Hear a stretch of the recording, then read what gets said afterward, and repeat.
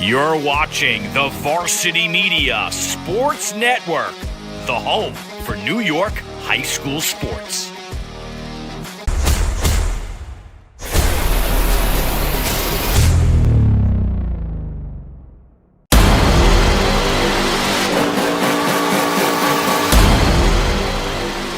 Behind the back! Are you serious? No hesitation on the shot. Mizrahi's feeling it. Make it 3 for 3. And Ciolino, see you later. Here's a chance for Sayas, and there's a shot and a goal. Will Spare will take it all the way. Touchdown Seahawks. The extra look and the goal. A gorgeous goal by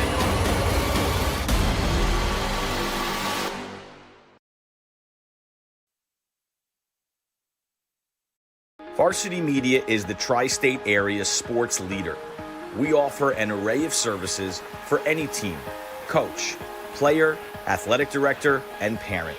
From game film to live streaming, we are available to cover your event anytime, any place. Looking for an enhanced experience? How about a professional broadcast with multiple camera angles, announcers, graphics, and instant replay? Need a highlight reel? We produce individual highlights for college recruiting and team highlight videos for end-of-season banquets. And when it comes to social media, nobody has you covered better than us. Hype videos, sideline highlights. We can tailor custom videos to make your team stand out on Facebook, Instagram, and Twitter. Why waste your time dealing with anyone else? When it comes to sports video, Varsity Media stands alone. Contact us at 516-403-2050 or online at varsitymedia.net.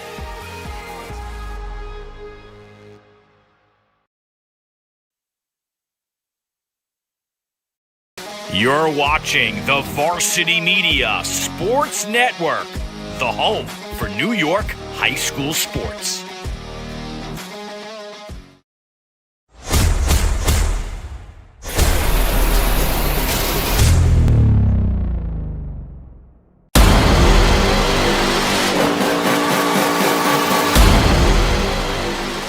behind the back! Are you serious? No hesitation on the shot. Mizrahi's feeling it. Make it 3 for 3. And Ciolino, see you later. Here's a chance for Sayas, and there's a shot and a goal. Will Spare will take it all the way. Touchdown Seahawks. The extra look and the goal. A gorgeous goal by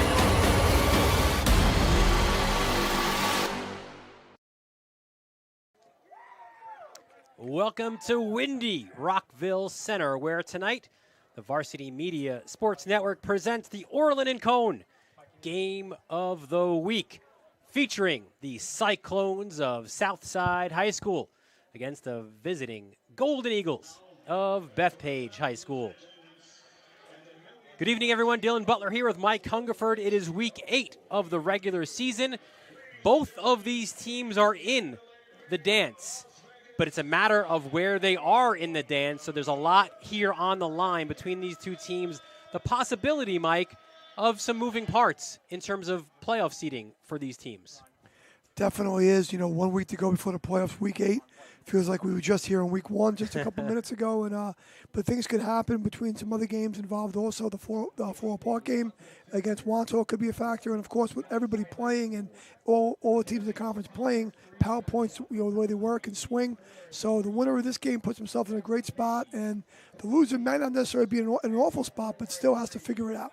And I think, too, in general, you want to go in on a high note to the postseason. So that's what the winner of this game will do. For Bethpage, they're coming in at 5-2 in third place in Nassau Conference 2. Their 2 losses are to the 2 top teams ahead of them, Plain Edge and Wanta.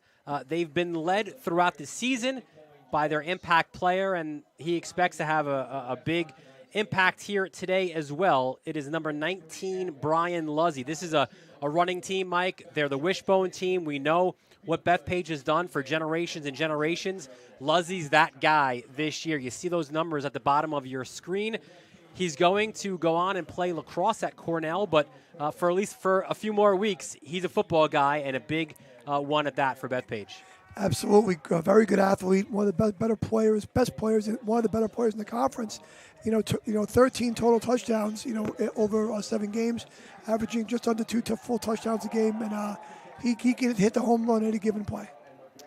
And for Southside, a little bit of synergy with our impact players.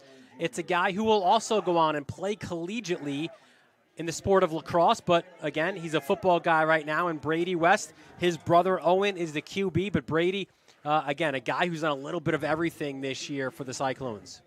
Sure, Brady West, another one of our, kind of like in the Luzzy mode, another very, very good athlete, got good size to him, and he's their breakaway threat in terms of like catching the ball, deep threat in the receiving game, and he's going to be a big part of the game tonight.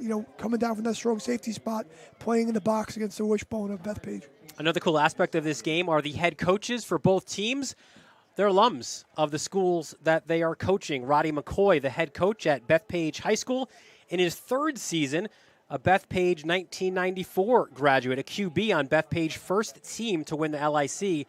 And the Rutgers Cup was an assistant. They're both legendary Howie Votes and Irwin Dill as well. And it's now his chance to lead his team that he was a leader for as a quarterback. And for Southside, another guy, too, who's lived and breathed Southside football, Phil Ernesto, in his 11th season, a 2002 graduate of Southside, was the starting wide receiver defensive back on that 2001 championship team. So coaching for both of these, and you know it as well from the lacrosse season at Farmingdale, it means more when you can coach at your alma mater.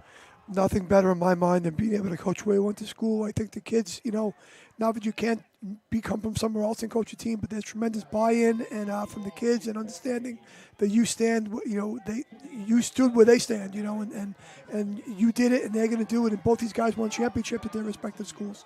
Both of these teams have won their last 2 games, so we'll see which one will go into the postseason on a 3-game winning streak.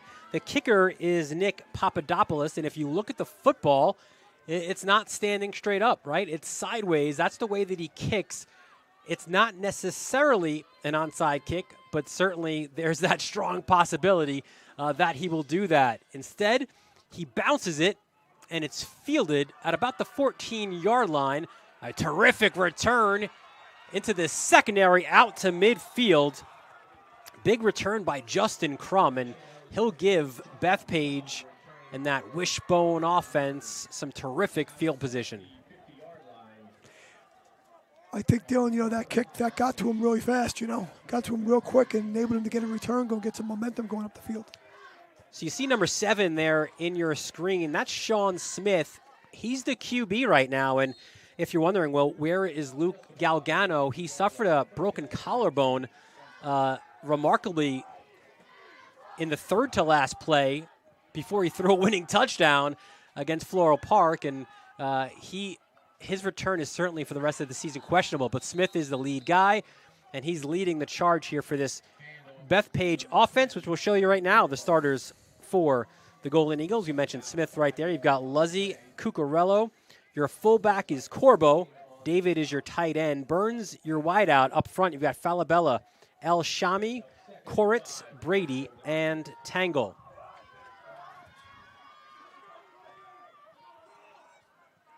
Second and about 5, Smith under center. He gets Burns in motion. And an inside handoff, and there's that push from the offensive line. And they get close to that first down marker, right at the 40. And they'll get it. Let's take a look at that Southside defense. And you see up front, Devaris, Fingleton, Galindo, and Beatty. Your backers are Belenis, Fuentes, Aiello. Corners, Lazito and Solano. West, Brady West that is, and Melconian are your safeties. Fresh set of downs from the 40-yard line. Another handoff, another positive run here for Bethpage. Another 5-yard gain, Mike, on first down. Sure, the Wishbone, and they haven't been really in a true Wishbone in every formation, but the Wishbone in its running offense at its best is trying to, get a good gain on first down, give them some manageable downs. on the 35-yard line. They're definitely in what you would call 4-down territory, I would think, already. And they've been, hammering away with 5 yards of the shot with the fullback on the first few plays. So definitely a game plan thing. Maybe have a little bigger size up front and a little age difference up front, and maybe they're going to try to impose their will a little bit early on here. Yeah, we'll talk about that age difference as this broadcast goes on. Smith again under center, 2nd and 5. Hands off. And a good push back by the south side defense. It's a gain of about 2 yards, which sets up a manageable 3rd and about 3. Sure, this is exactly kind of what Bethpage wants, right, in the situation. Then maybe they like even a little short of in third and almost 4, but 3rd and 3 when it's 2-down territory, 2 and 2 makes 4, and you get a first down, So not that you want to be living on 4th downs here, but these are very manageable situations for a run-first oriented team. Bethpage has to get to the 29-yard line to move the chains again. There's the handoff to Luzzy. Shoulder down, cuts inside. He gets the yards he needs and a little bit more down at about the 25-yard line. Sure, running power right there, right behind Aiden Brady, the right guard. C64 pulling through, getting up inside there. Good block also by number 10, Corbo, the fullback. And Luzzy gets what you need up. He's going to get those extra little bits of little pieces of yards, 1 and 2 extra, fall forward, the whole thing. That's what great players do. Brady at right guard has been battling for starting time with Hargun Singh. Different type of lineman. Brady's maybe not as physically strong, but really good as well. Cucurello, the senior, with the run. Older brother Peter also played football and lacrosse. Cucurello, the 5'11 senior, strong, fast, plays hard. One of those leave it everything on the field type of guys. Really like the drive that Bethpage is coming out with right now. They kind of like, I think it's kind of like maybe a little bit of an impose your will kind of a thing. We're going to come out and take the football and run our base plays, run our best plays at you and see if you can stop us. And, the old Nebraska, right? The old Nebraska triple option, we're going to keep running it until you can stop us, right? On the 21-yard line now for Bethpage. Ooh, and a little jump up front. On the left side, it looked like of the south sideline. There's our white hat. See him, Ed Wallace. Offside on the defense, so it'll push Bethpage even further up the field to the 16-yard line. Yeah, I can't make Coach Ernesto and the Southside coaches happy. Those kind of little mistakes, giving Bethpage, short yardage on second and 2. This is where maybe the wishbone comes out and they throw the ball and try to surprise you a little bit here. Another inside handoff. Another good gain for Bethpage. I think it might have been Luzzy again. And they'll move the chains. Again, we see Smith here at quarterback, and the interesting thing is, Mike, you and I have maybe seen Sean Smith as the Bethpage quarterback more than we've actually seen Luke Galgano, because he was the guy last year, or in the spring, I should say, on a Thursday night, we were out there against Lynbrook. They had a big COVID kind of scare, and they had to call up a ton of JV kids. Smith was one of those guys, and he was the quarterback in that game, leading them against Lynbrook, as there's another flag as Wallace throws it. Looks like we're going to go the other way on this one. And that experience, Roddy McCoy says, kind of helped him in this situation because he's dealing with some injuries. So a lot of the kids that he's called up from the JV were those same kids, right? And they've gotten a chance to play, and as they did last year against Lynbrook, have proven to earn the right to be on the field. Sure, Smith looks like he's engineering a nice drive right now, and they, obviously there's a coach will know what plays work for him. Maybe some certain plays are better for him as opposed to with Galgano. But we did see him play last spring and did a fine job in leading the team to that win. So got to have quite a bit of confidence coming out here today. 1st and 15. Another handoff. This time it's Luzzy as the lead block, and the run goes to about the 15-yard line. Kind of looked like that looked out very promising when it started, and Very, very nice job defensively by Southside number 24, Jack Lozito, the sophomore. We'll talk a little bit more about too when he has the ball on offense. But got off the stalk right there and was able to make the play and limit Lozzie to, a 2-yard gain. And now this is not what Bethpage wants here right now. Well, that was actually David. It was Luzzy as the lead block. David, number 27, had the run there. And as you mentioned, now a 2nd and long. Handoff again up the middle. And they'll get the push. We'll see where the ball is spotted. So hard, too, it's just the way that Bethpage runs their offense. So hard to see. I think that was Corbo, number 10. When they do that inside handoff, there's just a bevy of bodies in there. So it's our apologies if we're not calling out the rusher right away. Corbo getting that from that fullback spot, getting that ball. He squeezed up pretty close to the quarterback, gets that downhill run. They've done a good job inside Bethpage. With Koretz for center and El Chami and Brady in the inside 3, getting a solid push against the south side front. This is what you were referring to, right? 3rd and 7. The handoff goes to Luzzy. Runs between tackles. Gets a good gain on 3rd down. He'll be shy of the first down marker, but as you mentioned before, considering where they are, certainly 4-down territory for the Golden Eagles. Definitely 4-down territory here, and I don't think there's any thought with the windy conditions of even kicking a field goal. Going into the wind a little bit here, it seems. And Bethpage, the team, obviously, if you're going to run the wishbone, you're going to practice. What's our favorite 4th down plays? 4th and 1, 4th and 2, 4th. Certain yardage plays you're going to like. And if you're an offensive lineman, this is your down. You like the coach saying, "Let's get it done. Let's get them blocked up front." So here we go, 4th and 2.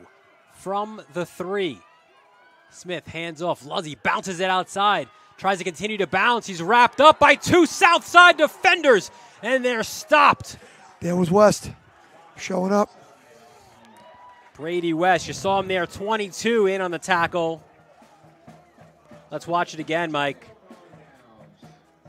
Look at the speed of 22. He wasn't the first guy. That was Solano, the cornerback 3. But then West finished him off. Looked like they were trying to run a power play off tackle there, and the Southside guys did a good job at the point of attack of maintaining the line of scrimmage, and then you have the chase on, and you have your inside-out pursuit. And, Coach Inesto talked a lot about West, being in that strong safety spot, which instead of playing in a 2-safety high look you would see against a lot of spread teams, in the wishbone with 2 tight ends, you're going to bring him down the box, and there he was making the play. That's Owen West now, the QB, out on the field. One of, it feels like, 400 sophomores on this team. We'll detail that as we go along. And some motion there up front on the right side of the Bethpage defensive line. Let's see the call here by Ed Wallace. Encroachment. So that, listen, when you're snapping the ball from the 5-yard line, right, there's a lot of things that can go wrong. It feels a little bit better when you're doing it from the 10-yard line. Sure, you ever said of Matt Tavares, we never want to say his name. When we never call the center's name, it's all good. But usually when you call his name, it's not so good. And we should talk about the center more. But right now, you need a good snap on 1st and 5. They get that. There's the handoff. And a little bit of a push up front. Let's take a look at those starters offensively for Southside, led by the West brothers. Up front, though, you've got Fingleton, Tavares, Beatty, and Galindo. West Owen, that is, your quarterback. You've got Lozito and Solano as your running backs. Your receivers of Brady West, Melkonian, and Mullen. Gain of 7 on 1st down, 2nd and 3.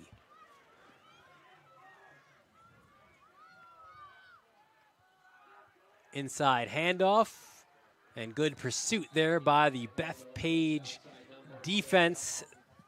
Let's take a look at their starters, which includes Matt Tackle. There he is, the first guy we're going to mention. You've got Lennis Falabella, Corbo, and David Cucurella, your linebackers up front. Miranda, El Shami, and Tangle also. And your corners are Crum and Burns. Luzzy is your safety. Owen West goes to the flats, and a good tackle. Looked like that was Burns who laid the hit down. on Mullen.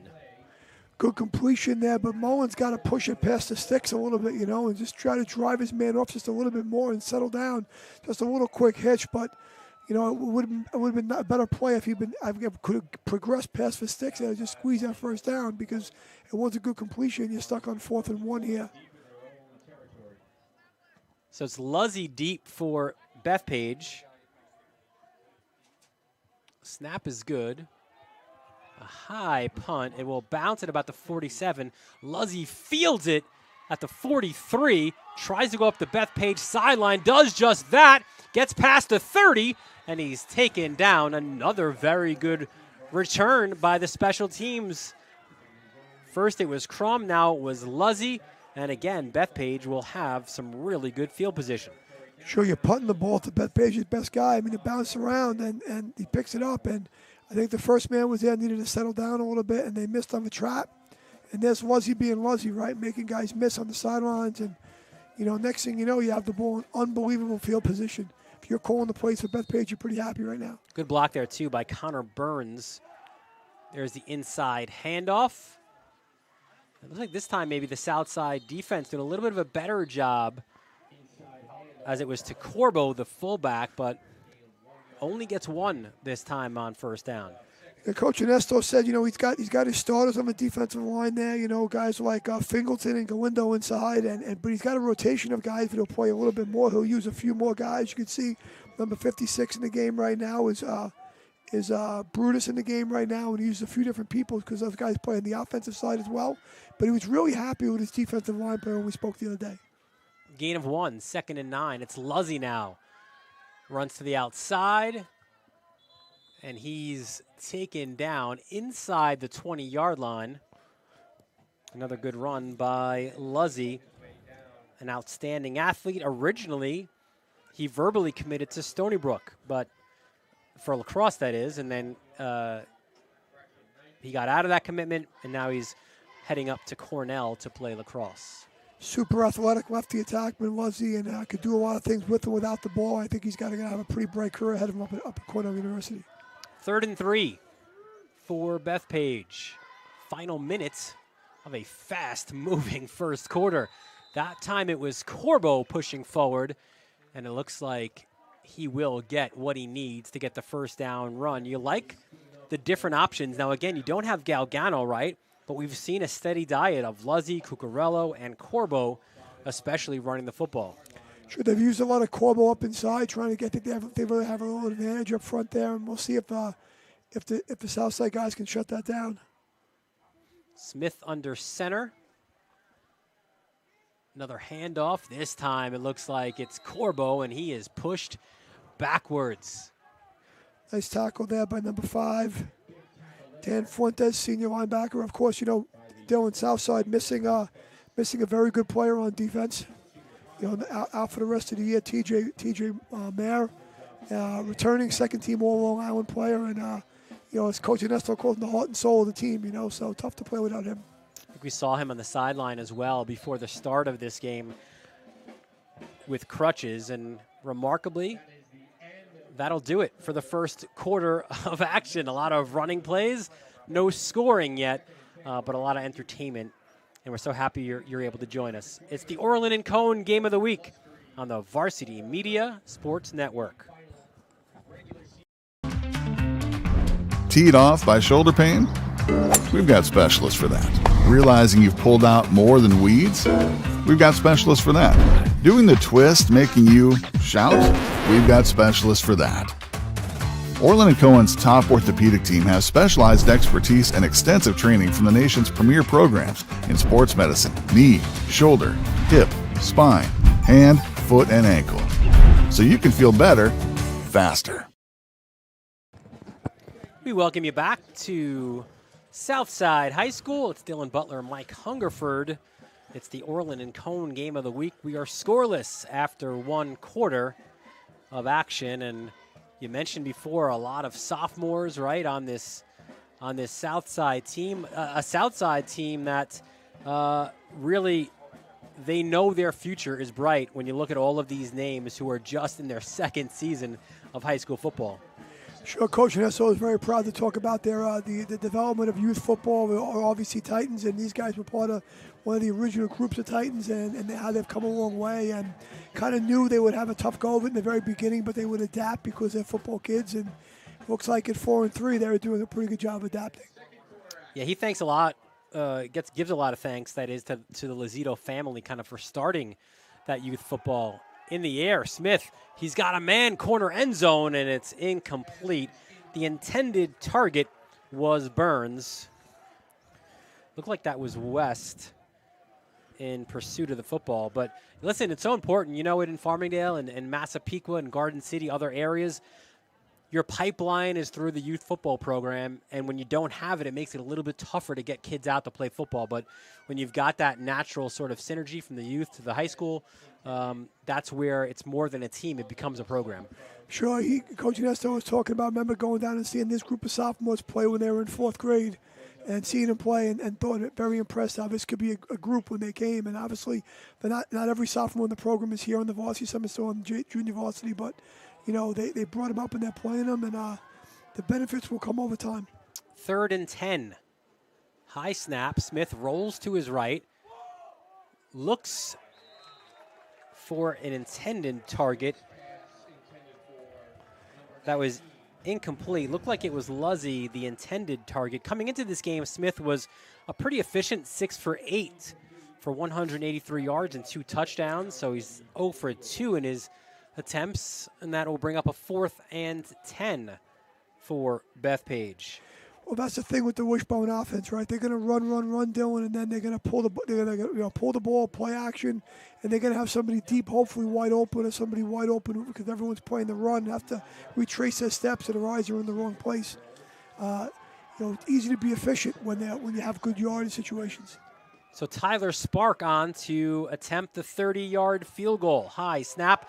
Ball was loose, so that will be an attempt that we didn't even come to fruition, right? Where it started with the snap, the placement couldn't be down, and good job by Southside just to swarm to the football. And once that snap was high, it was going to be an adventure for Bethpage.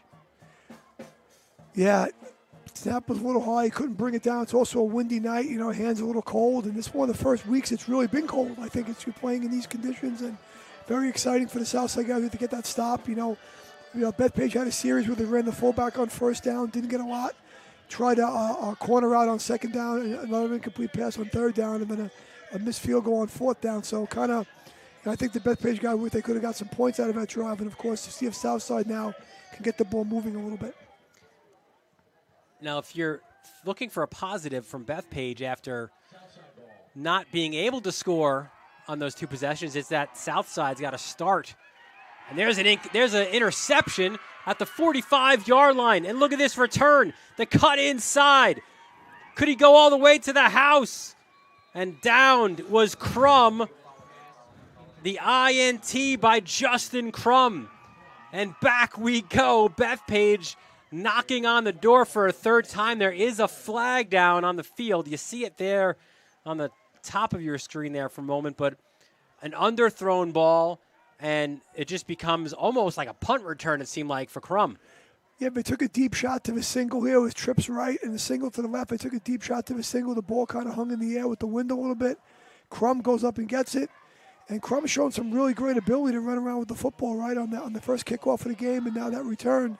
So looks like the penalty was against Bethpage on the return. And it's going to be 1st down. They're going to have the ball in pretty good field position. But we would have had it better without the penalty, obviously. But they're on the 24-yard line, and Southside playing defense again. And that's the thing, right, where, you've got these guys playing a lot of defense right now. And it's harder to play defense than it is certainly offense, right, where you got to wonder if maybe some tired legs and minds start to become a factor here in the 2nd quarter. There's Cucurello cutting it inside and gets a few yards on 1st down. Good job right there on the defensive front right there, stuffing it up, and Alex Billius making the play. We talked about TJ Mayer not playing, played with Torres ACL. Coach Nesto actually told me he went to the doctor and found out that he could play with it. And he could play with the injury a little bit because he couldn't do any further damage if he could deal with the tolerance of the pain. He played a little bit, played great. He said he had with a torn ACL and now needed to shut it down and get the operation. But they certainly miss him. But I think they're filling in nicely so far. 2nd and 7. Inside run for Bethpage. And it was Luzzy. Looks like you had big Bobby Galindo, the DT, coming off that pile, making that play. Yeah, you talk about big, right? 6'2", 240, 18 tackles on the year, 4 for a loss, and that's one of your sophomores, right? So he's already a big boy. He might be enjoying some of those curbside burritos that we're going to have at halftime. And again, just going to get bigger, right? Coach Ernesto had a lot of positive things to say about Galindo and said that, football family, dad played football and played college football. And, one of those guys who has the desire, the ability, embraces being a lineman, right, what it takes to be a lineman. And he says, the sky's the limit for him. Could be very, very good. 3rd and 2 for Bethpage. They've knocked on this door. They have not been able to score. Can they get the first down? It looks like they might have gotten a push. You see some clapping by the south side defenders as it was a run by Corbo, the fullback, and he will be stopped a couple yards shy of the first down marker, so to bring up a 4th and 2 for the Golden Eagles. Yep, wasn't listed as starter, but Brutus sitting there playing the DT spot with Galindo now. Looks like he got in the backfield and found the way to the football there, and now now it's 4th and a long one here, almost a short 2.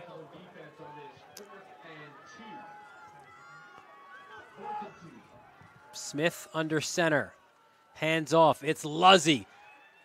Good burst into the secondary by Luzzy. He is hard to take down. He is finally brought down at about the 3, so it's a first down and again a 1st and goal situation for Bethpage. Yep, just getting off tackle with it, bringing the lineman around, power football. That is your uncle, your friends, your dad's Bethpage football right there for many, many years. Bread and butter plays out of the wishbone. Yeah, listen, it's Roddy McCoy's football when he was the quarterback, right? Absolutely. 1st and goal from the 4. And certainly some motion there. And you see the clapping on the south side of things. And we've seen this before, right, where Bethpage, they've gotten some good special teams play and some positive yardage on a kick and a punt. And they've pushed themselves forward. Ed Wallace hearing it from the Bethpage offensive lineman.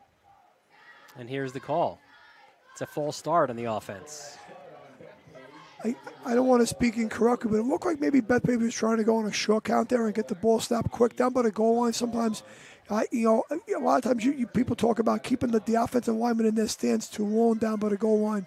Because down there, low man wins, and you want to get off the ball and get some push. And I think they were trying to go on a little quicker count there, and it might have cost them 5 yards. Matt Tarabaki, I see at the top right of your screen. Inside handoff again.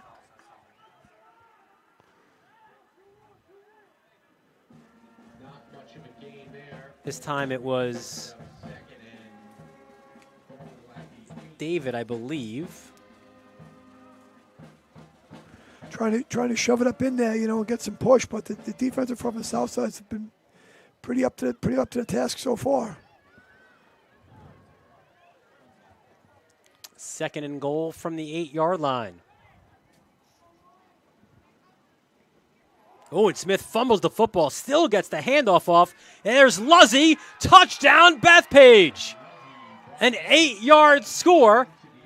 It seemed to be a broken play, but Smith heads up, hands it off, and Luzzy does the rest for the touchdown, his 10th rushing touchdown of the season.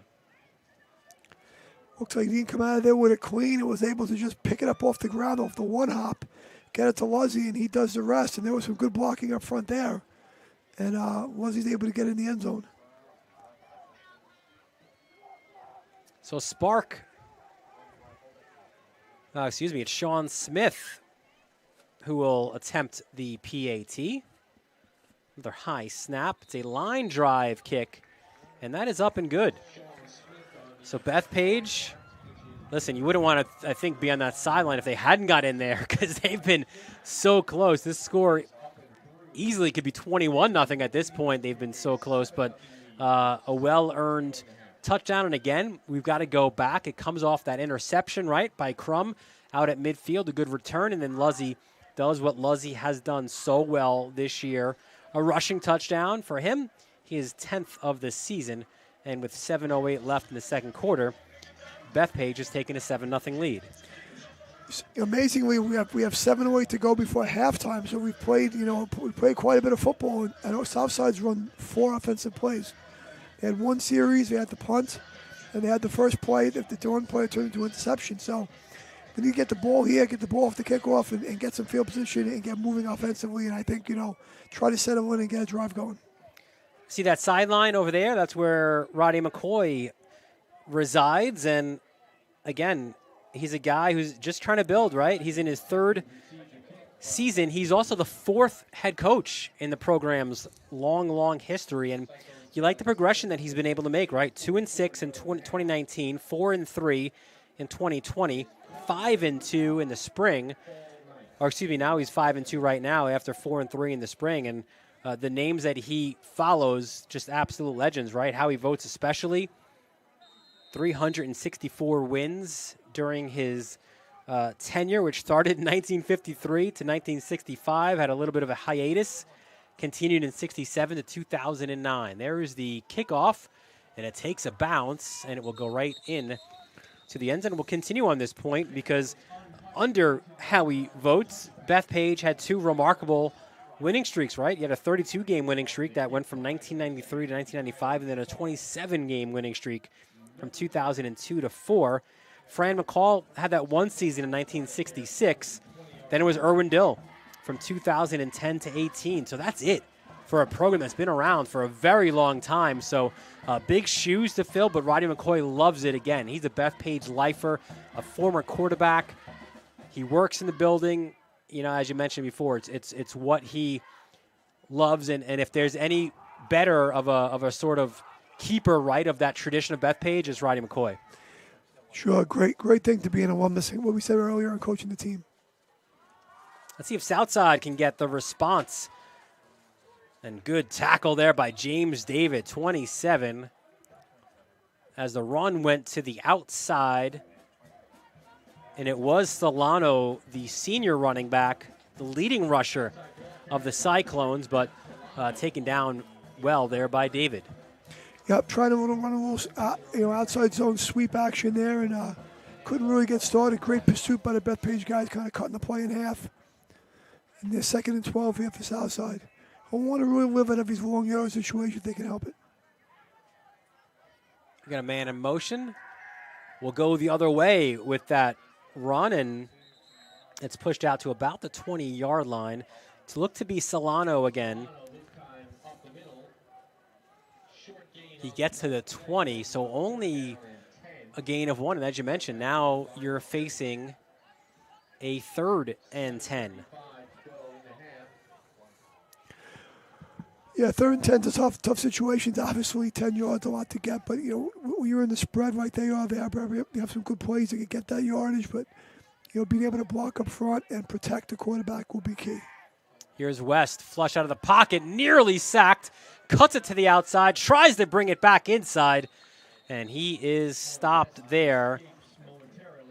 Again, you see 27, David in on the tackle. You saw 22, Joe Miranda, that defensive end as well. Here's a good look at James David. Good job by the Bethpage guys getting off the ball and making a bit of a mess up front. And West couldn't really look for his receivers too long. So another punt, another deep one for Southside, and Luzzy is your lone returner. Again, it's a windy night here in Rockville Center. This one will take a Bethpage bounce for sure. Fielded at about the 37-yard line. So great field position again for Bethpage. And we mentioned at the very start the standings and sort of how they are impacted and what we're looking at. Let's show you them now in Nassau 3. And look, you've got Plainedge and Wantagh, clearly the 1-2, right? They've beaten every team below them, and Plainedge has beaten Wantagh. But you see the power points there. Bethpage is pretty secure, right, in the 3 spot, but only that 4 points separating Floral Park and Southside. So if Floral Park can beat Wantagh, that could really change things here in Nassau Conference 3 when we come to the postseason. Inside handoff, it's Cucurello, and he'll get out to about the 35. Yeah, definitely with the PowerPoint still. And for people who don't really understand how they all kind of work, every team starts the season with 100 points, and you get points for the winning percentage of the teams you beat. Right. And you subtract the losing percentage of the teams you lose to. So it pays off to lose to good teams and not lose to teams that aren't successful. I wouldn't say bad teams, but teams that aren't doing as well. And also you're rewarded, if you will, you're rewarded for trying to play a harder schedule. Sure, the higher seeded teams will probably play teams with better records, and they'll have a better chance for more points. Cucurello again. This time he gets to the outside. First down and more. Cucurello inside now and back outside. Finally pulled down at about the 15-yard line. Another great run by Anthony Cucurello. Cucurello bouncing, finding the edge right there. Great job on the offensive line, the right side of the line. They see you pulling around 2 linemen there. Guard tackle, a little GT action. Pulling around Alchami and Falabella, and making those blocks for making it pretty easy in the beginning for Cucurello. Smith, again, that inside handoff, the push from the guys up front. And it's Luzzy getting to about the 10-yard line, about a gain of 5 on first down. People watching, they say, they're running up inside, they're getting a yard, they're getting 2 yards, they're getting 3 yards, but that play was 5. But, sometimes they're only getting 1 or 2. But those yards, as the game wears on, they wear on a defense, and those 1 and 2s become 4s and 5s in the fourth quarter. And Southside's in a difficult spot right now trying to get a stop. But even look, you were doing the addition before, right? If you get 3 every play, you're moving the chains. Pretty much every time. 2nd and 5. Another handoff. It's again Luzzy. That's some good tackling there as well. Solano in on the tackle. And the key really, I think, to Luzzy or any of these other Bethpage guys is you got to get them on that first contact, right? And that's exactly what he did there. Yeah, Fuente's in on the tackle as well, but you can't let them get started. They have good moves and they're shifty. And Coach Ernesto said we've played a lot of good teams this year. We've played against a lot of good skill guys. So I feel confident. My guys have seen good players. Not to take nothing away from the Bethpage guys, but we'll be up to the task. And every week presents a slightly different problem, right? It's a little different every week.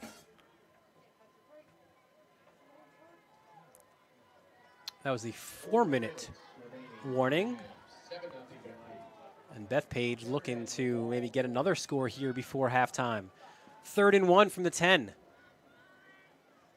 Smith hands off. Rinse and repeat for Bethpage. Corbo up inside. Yeah.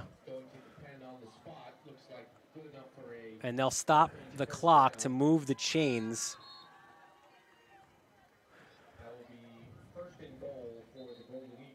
There you see Ed Wallace just trying to tell everybody, right? You've got 3 timeouts. You've got 3 timeouts. And let's go. 1st and goal from the 10 for Bethpage. Or inside the 10, I should say. You're probably going to see, as many downs necessary out of their base plays.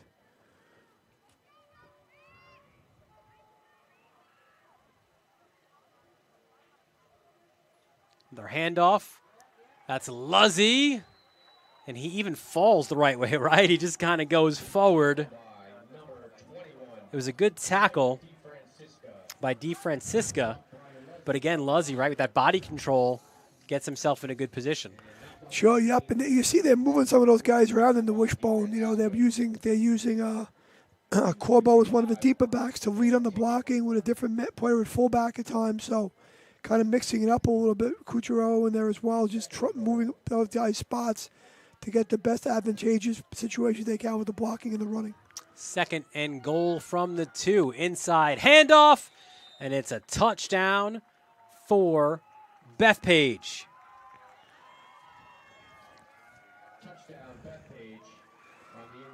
JoJo Miranda looks like number 22. Well, that's a big dude, Miranda. Let's watch it again. Miranda really doesn't usually need too much. He's your starting DN, then he's a fullback as well. 6 foot, 192 is Miranda. And now Smith will attempt the PAT. Snap is up, the kick is up, and that is good. So a great start here for Bethpage. Luzzy and Miranda with 2 rushing touchdowns. Luzzy's from 8 yards, Miranda from 2. And with 3 minutes left, Bethpage has a 14-0 lead. It's kind of a script, maybe, I think, Bethpage. Other than the fact they maybe didn't get in on a couple of the earlier drives, pretty good script for Bethpage. A lot of running game, windy night. Not necessarily the most skilled passing team, but they would prefer to run the ball the wishbone anyway. And they've been getting good yardage and good push up front with the offensive line and their bevy of backs, handing the ball to different people and just wearing down the Southside defense. Yeah, when we spoke to Roddy McCoy about this game's importance, because again, we kind of feel they're pretty secure, right, in the 3 seed. But he said, look, we want to win this game. Being the number 3 seed matters because, one, you obviously get the home game, right, which every team wants to have. But he feels that they can kind of go on this riding the ship sort of script, if you will, in the postseason against teams, he said, that have beaten us. So he says if we're the 3 seed and we win that first game, right? So right now you see it, right? You get Lynbrook. They've beaten Lynbrook this season. You get past that. Now you're at Hofstra, and you've got Wantagh, right? We were there. That was a very close game, right? Wantagh won that one, but it wasn't like it was a blowout. Wantagh won that one 20-13 in week 2. If you somehow get past Wantagh, now look, you're in the championship game against your rivals, right? Plain Edge. Now, Plain Edge, it seems, is head and shoulders above the opposition here this year. But in a championship game, in a rivalry game, listen, you just want to be in the dance, right? You just want to be at the fight. And Bethpage could be there. Kickoff fumbled, but picked back up at the 15-yard line, and about a 15-yard return there as well. So Southside, certainly at this point, you would think, as that was Brady West with the return, Mike, you don't necessarily need a score. You love a score. You don't need a score, but you got to keep the ball, I think, for at least this final 2:53. You can't give Bethpage one more shot at it because a 21-0 lead, the way that Bethpage is moving the football and the way the Southside has struggled offensively, that could be a really big hill to climb. Well, the first issue is you're kind of playing into the window a little bit, right? So Bethpage is, it's kind of cheating the box a little bit with their defenders. Good completion right there, though. Yeah, we go west to west. Nice job right there putting West on the single by himself. Just throwing a hitch to him right there. Put your best player, the ball in the hands of the best player you have, and let him run around with it a little bit. And, we're quick to say about the win, but Bethpage is certainly cheating the box a little bit with their extra defenders. A little bit hurry up now. Owen West rolls to his left. That's not an easy throw at all, right? Gets it out toward midfield. So back-to-back completions for Owen West, who, again, one of those sophomores, also coming off his maybe best game as a varsity quarterback yet, went 12 of 19 for 292 yards and 2 touchdowns in that win, that 35-30 win over Roosevelt. This time he rolls the other way, and that's an incomplete pass. The intended target was Melconian, and it was Cucurello in coverage. I kind of like what they came out and did there, right? They got the ball to their best player in the first play, get some yards, get a first down. It was their first down of the game. Get yourselves loosened up a little bit. And then they've quarter-rolled the quarterback. They've sprinted him a little bit the next 2 downs, trying to, protect him a little bit. The previous series, protection was a little bit of an issue. So they're trying to get him going a little bit and sprint him out a little bit. And they've done a good job of finding some things. And unfortunately right there, Melconian, like him to catch that ball. But still, I like where they're at now, Southside. Something a little different. 3rd and 5 for the Cyclones. West rolls right, looking, and will end up throwing it out of bounds. Mullen was in that vicinity, but it's out of bounds. And this will bring up a 4th down for the Cyclones. Interesting decision here for Coach Ernesto and the Southside staff. You know, it's 4th and almost it's 4 yards from your own 49, and 140 and change. You have 2 minutes to go around to go before halftime. Yeah, I was going to say, this is an unofficial clock. Yeah, Obviously, that was an incomplete pass. I saw it moving a little bit, so it should yeah. stop. Yeah, but, interesting decision, and this is where, this is armchair quarterback 101 right here. We're talking about what you should or shouldn't do, but 4th and 5. West, quick delivery. It's a 1st down pass and a little more. You love what you saw there by his older brother, right? Knew where the sticks were, Mike. Made the grab there and turned upfield. Sure, just a quick route. Sit it down, push off, drive the corner back a little bit. The corner was kind of a little soft, but I think on West, you're afraid of him getting deep on you right away. Owen West flushed out of the pocket, rolls left, gets a good block there as well, and gets out of bounds. Good scamper there by the sophomore QB. Yeah, get a little block on the end of the play by Hansman right there, by Killian Hansman, the left tackle, and get out of bounds. That's a great decision by them. I think so far he's been hanging in the pocket and looking down the field and doing the right thing and trying to find open men. Sometimes you just have to say, I got to run with the ball right now. They don't have anybody to really account for me right now. I think we're trying to get a time check here from down below the coach to try to adjust his time a little bit. What we do know is we've got a 2nd and short from the 35-yard line, and now there's a flag on the play, so they'll likely get the chance here to right that clock as Ed Wallace calls the full start on the Cyclones offense. Those are the kind of plays, Dylan, that, about penalties that can be drive killers. You're in a great field position. You're in 2nd and a relatively shorter yard situation after a nice scramble by West, and you kind of go a little early, a little false start. Now you're in 2nd and 8, and if they don't get any points here, you look at plays like that as maybe why you're in those situations of being unable to score. Sure. And those are usually rally, right, momentum kind of killers. 2nd and 8. West rolls right. Under pressure. He's got a man. That's complete. Inside the 10. Touchdown, Southside. Mike Melkonian. A 40-yard touchdown for Southside. Mike, there's your response. Awesome. Love it. Take a shot down the field to Melkonian. They were in trips there. And I'd like to see what, I think it's some kind of a wheel, ran a wheel route there. A little slant wheel combo out of the trips and get him hooked up. And Melkonian, a sophomore, very good athlete. Coach Ernesto was raving about him the other day about some of the things he says he's figuring it out. And he's figured it out right there. Well, like Bethpage, there's a lot of synergies with the lacrosse team, right? So we know of Melkonian from the lacrosse season. The PAT is no good. So with 1:16 remaining, it's now 14-6.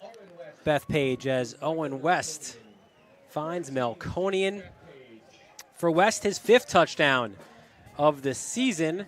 For Melkonian, his 3rd reception. Third touchdown reception. Yep, and I think it's great that they were able to, Southside was able to get on the board before halftime. It's one thing to go into halftime at 14-0, or maybe even give Bethpage the ball. Who knows what's going to happen, with the rest of the time. But you go in there 14-0, you can say, hey, guys, we could do this, we could do that. But you haven't really done anything yet. It's like, Coach, we got you, we hear you, but we haven't scored. Now at least when you go in there, you have a solid dose of confidence, and we were able to score, we were able to drive the ball on them, and we're only down by 1 score. Do you smell the press box in here now?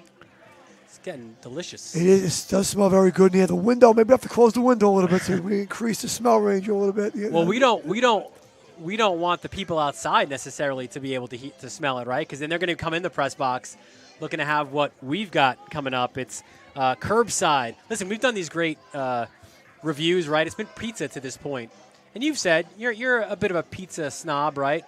But at heart, this guy, he's a burrito guy through and through. we've got a treat for him here at halftime. We're going to review some burritos from Curbside. It's going to be fun. I kind of like what we got. No pun intended. I like what we got cooking here.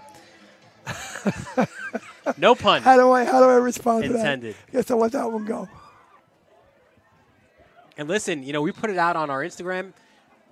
We want to know who's in your community. Who do you want us to review? Because we're all over Long Island, right? We're going to be in Hicksville tomorrow. Here's the kick. Squibs, and it's fielded by David for Bethpage. And that's what we said right there, too, where there's always that threat with Papadopoulos and his kickoffs. But, yeah, listen, we're in Hicksville tomorrow. We were out at in Dix Hills. We're all over the place, right? So if you want us to review your establishment, let us know. Let Ben Turchin know. We're not food snobs, right? We'll take whatever we can get. So you've got an establishment. You think, you're up to our review. Bring it. That's what we have to say, right? And Curbside is bringing it tonight. Smells great. And people I talked to before today said, "Oh, it's a great place." So you scouted it. I like it. I did a little scouting report. Yes, I come prepared. Not just charts for football. Smith, he'll go deep now. Look at his look, and it's got up in the jet stream a little bit. It looked like that was Luzzy, the intended target, an incomplete pass.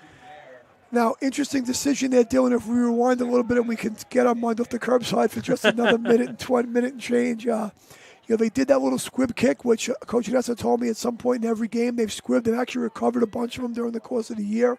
And they didn't get this one, didn't go far enough, and it was a little short. And the Bethpage, guy James jumped on it, and player James did a great job recovering it. But now they're giving Bethpage a little bit of a short field here to work with before halftime. Connor Burns is that lone receiver now at the top of your screen. 2nd and 10. There's the handoff, and there's Luzzy just throwing backwards. Some nice physicality there by Southside on defense. Solano. Yeah. And also Brutus, 56, in on the tackle. I like Brutus. He showed up the last couple series, and he good name. Yeah. Brutus. Good defensive name, right? Good defensive name. We'll take that. Yep. Or maybe a fullback.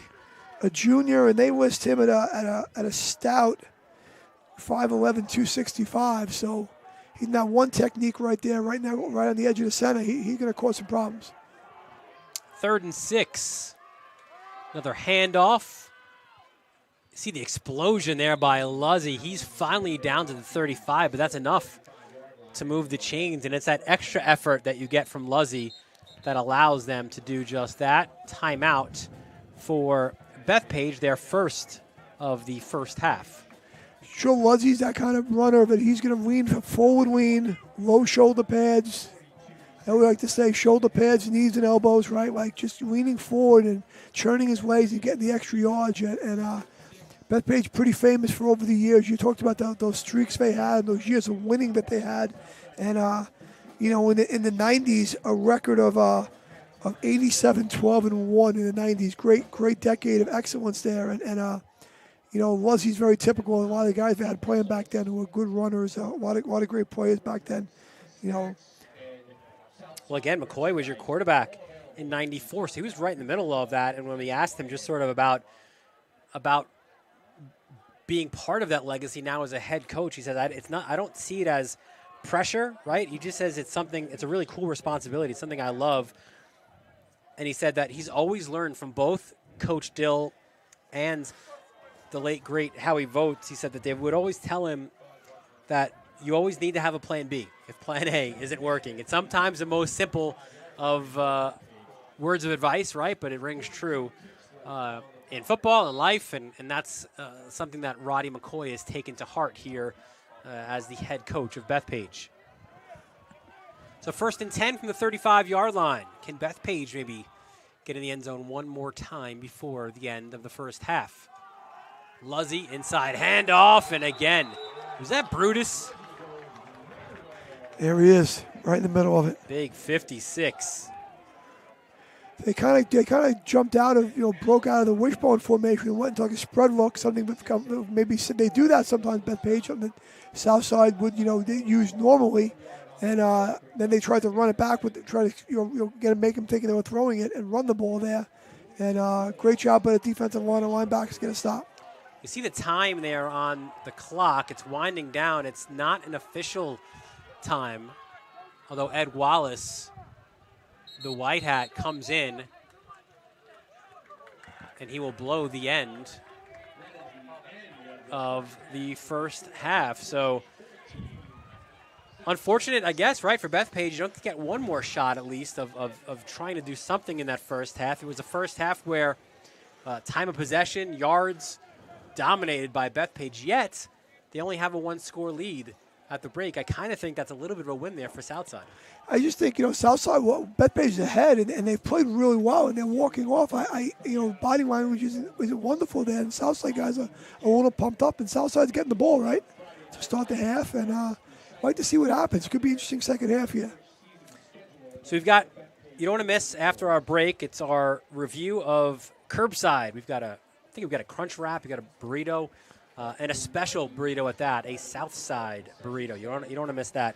It's the Orland and Cone Game of the Week on the Varsity Media Sports Network. Varsity Media is the tri-state area sports leader. We offer an array of services for any team, coach, player, athletic director, and parent.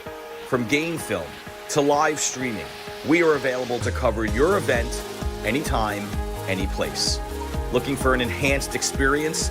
How about a professional broadcast with multiple camera angles, announcers, graphics, and instant replay? Need a highlight reel?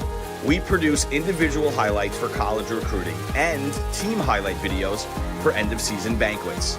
And when it comes to social media, nobody has you covered better than us. Hype videos, sideline highlights. We can tailor custom videos to make your team stand out on Facebook, Instagram, and Twitter. Why waste your time dealing with anyone else? When it comes to sports video, Varsity Media stands alone.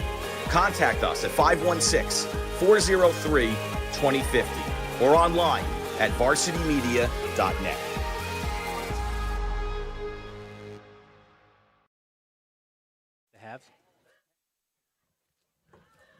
Welcome back to Southside. Dylan Butler, Mike Hungerford, Bethpage with a 14-6 lead. And as promised, we'll take you inside our booth for what has really become a very popular segment here on our Varsity Media broadcasts. It's our food review, right? So far we've had, Paisanos in Syosset, right? Some pizza there in that game. And then we had Rocco's, which was fantastic. I missed a Rocco's. I'm most disappointed. But we have for you Curbside, right? Now, a little background here on Curbside. Mexican Grill is right at that South Hempstead-Rockville center border, right? They specialize in huge burritos, right? And what's really kind of cool what they do here is they've got a north of the border side of their menu. They've got a south of the border, right? So if you're kind of more of the Tex versus Mex of the Tex-Mex, you go north of that border. If you're more authentic Mexican, you go south of that border. So they've got also, and listen, I heard about you and your empanadas.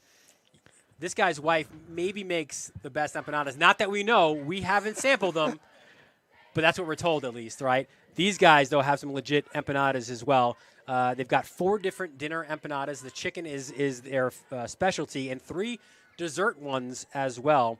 The Oreo empanadas. I hear that's to die for Curbside. So, look, that's enough talk, right? What we're going to sample here is the South Side. This is a signature. This is a special here for us, the South Side burrito. So, Mike, you've got it there. You're going to show it to our camera right there. You can see the box, it comes very, very nice in the box. Good wrapping, good lettering, professional, label. I like that, though. That's important. You don't want to open a box and not know what you're getting, right? This is true. So, here we go. And also, you know we're in good hands, right? When the owner is Mike Lizzie from Cary, a former center, right? So you love to have the big guys up front making your burritos. He played at Cary, he played at Stony Brook as well, and now he's making our burritos. You know what they say? Linemen, no food. They do. Linemen, no food. So do broadcasters. All right, so this is yellow rice. It's mozzarella cheese. It's ground beef, jalapenos, pineapple, and Mike's Hot Honey. All right, so we're going to, a little bit messy here, but that's fine with burritos, right? We'll cut a little bit of it off here. All right. Are you ready? So, Mike, here's your camera. Yep. Here we go. I'm excited right now. All right. Here First bite. Here we go.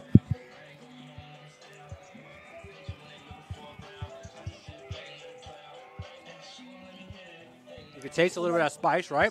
Oh, it's got fire. Oh, it's good. That's excellent. I like that he goes for the second bite, right, before we even talk anymore. He needs a little more of that. So listen, this is really cool. We get it here in the press box, right?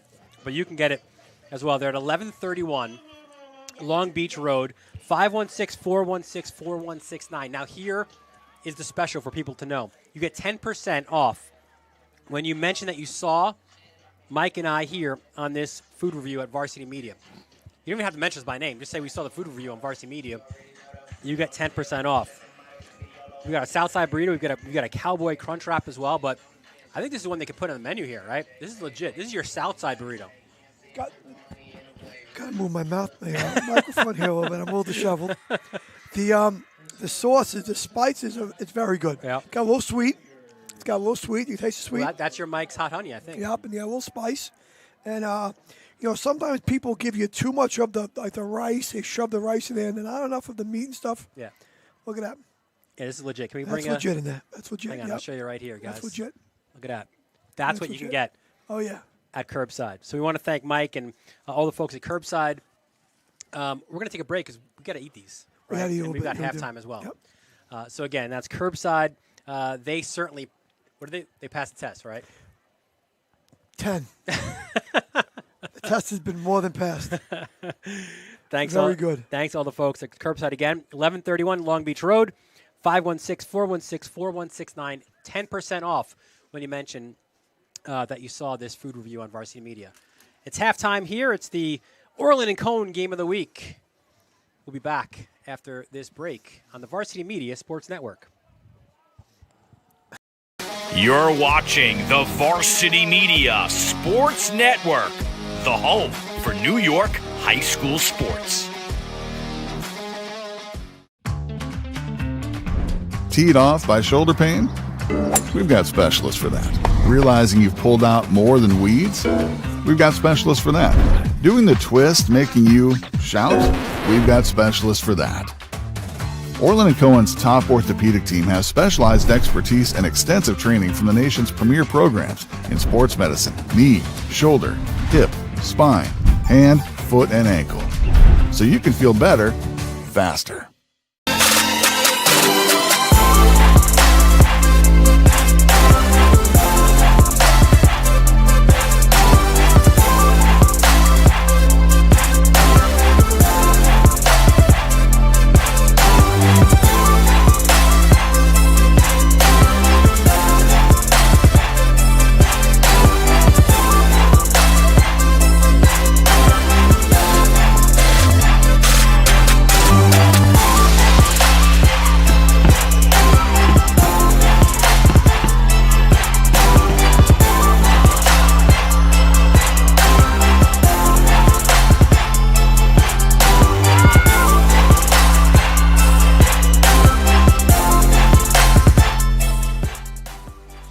Airing it out over the middle. Vitruva's got it to the 30, the 20, through the house.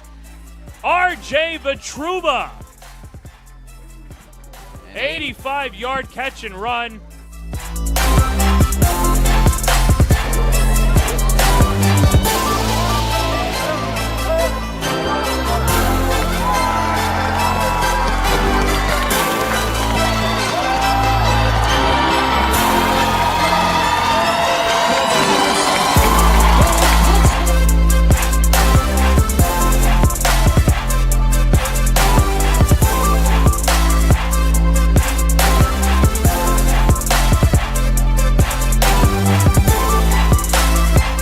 So on to a crucial 3rd and 6 in the early going. Legovich, play fake, hit as he throws, beautiful pass and a spectacular catch!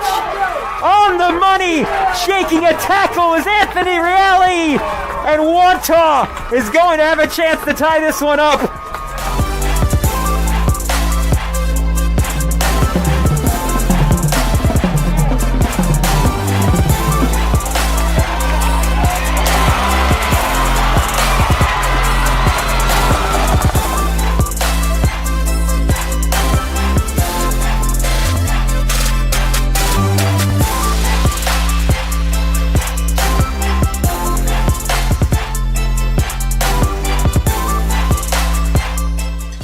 Toss it. There it is. There's the There it toss is. right. There it Griffin is. bounces to the outside. Breaks the first tackle. Keem Griffin. Good night. Tip your waiters. Touchdown Hills East.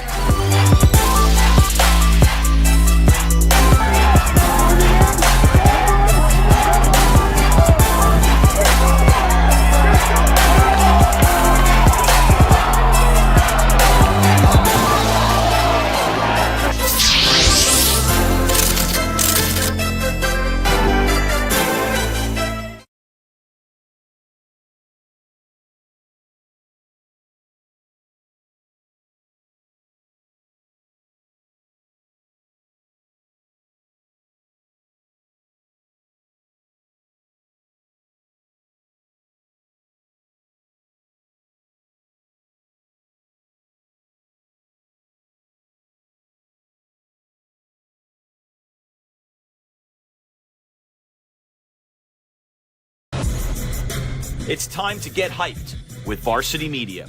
We offer an array of video services sure to amp up your team.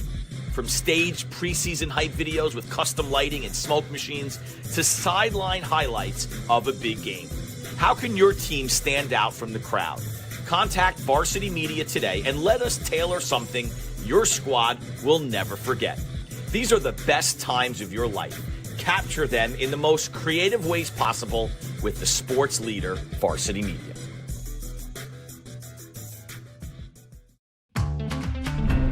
Not feeling the love after your last tennis match? We've got specialists for that. Running for the train, derail your knee? We've got specialists for that. Diving after that grounder, leaving you grounded? We've got specialists for that. Orland & Cohen's top orthopedic team has specialized expertise and extensive training from the nation's premier programs in sports medicine, knee, shoulder, hip, spine, hand, foot, and ankle. So you can feel better, faster. Parents and athletes, why leave your college career in the hands of amateurs? Varsity Media produces professional college recruiting videos that you can use to help land a spot on the team. Our highlight reels have proven to save thousands of dollars in college tuition. You've worked hard and put the effort into your high school athletic career. Don't take any chances when it comes to your future. Varsity Media has been producing college recruiting videos since 2010. We understand what college coaches are looking for, and our attention to detail on your highlights will separate your resume from others. Stand out from the crowd. We'll help showcase your talents. Contact Varsity Media today and order a college recruiting video.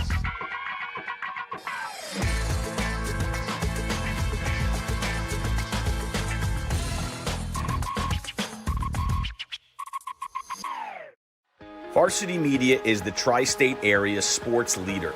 We offer an array of services for any team, coach, player, athletic director, and parent. From game film to live streaming, we are available to cover your event anytime, any place. Looking for an enhanced experience? How about a professional broadcast with multiple camera angles, announcers, graphics, and instant replay? Need a highlight reel?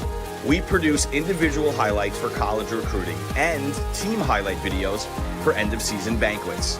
And when it comes to social media, nobody has you covered better than us. Hype videos, sideline highlights. We can tailor custom videos to make your team stand out on Facebook, Instagram, and Twitter. Why waste your time dealing with anyone else?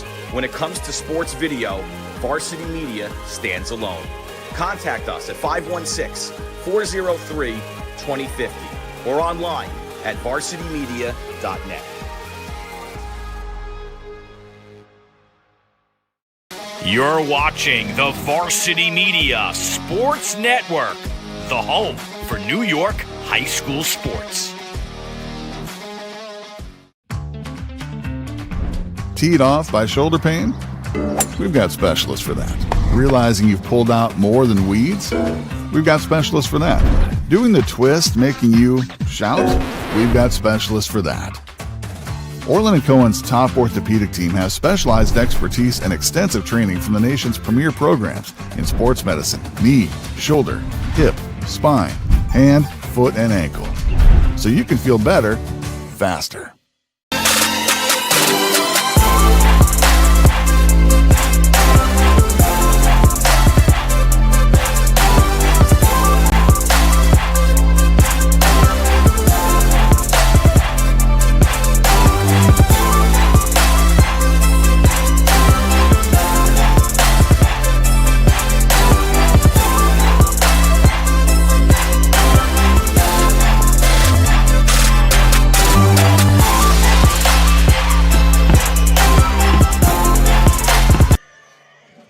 Welcome back to Southside High School. Dylan Butler, Mike Hungerford here. The well-fed broadcasters here. Thanks again to the folks at Curbside. Legit burritos. It passes the test. There you go. So which team here will pass the test to these final 24 minutes? And again, Bethpage, you would say, fairly comfortable in their position at number 3 in Nassau Conference 3, but Southside currently in the 4 spots. What's interesting is when you look at, again, the standings, right? That 4-5 game, right? That could be, we'll show it to you again now. That could be Southside home for Floral Park. If you're a regular viewer of the Varsity Media Sports Network, you would know that was a barn burner just a couple weeks ago, right? Where it was an overtime win by Southside over Floral Park. And Floral Park's a team, too.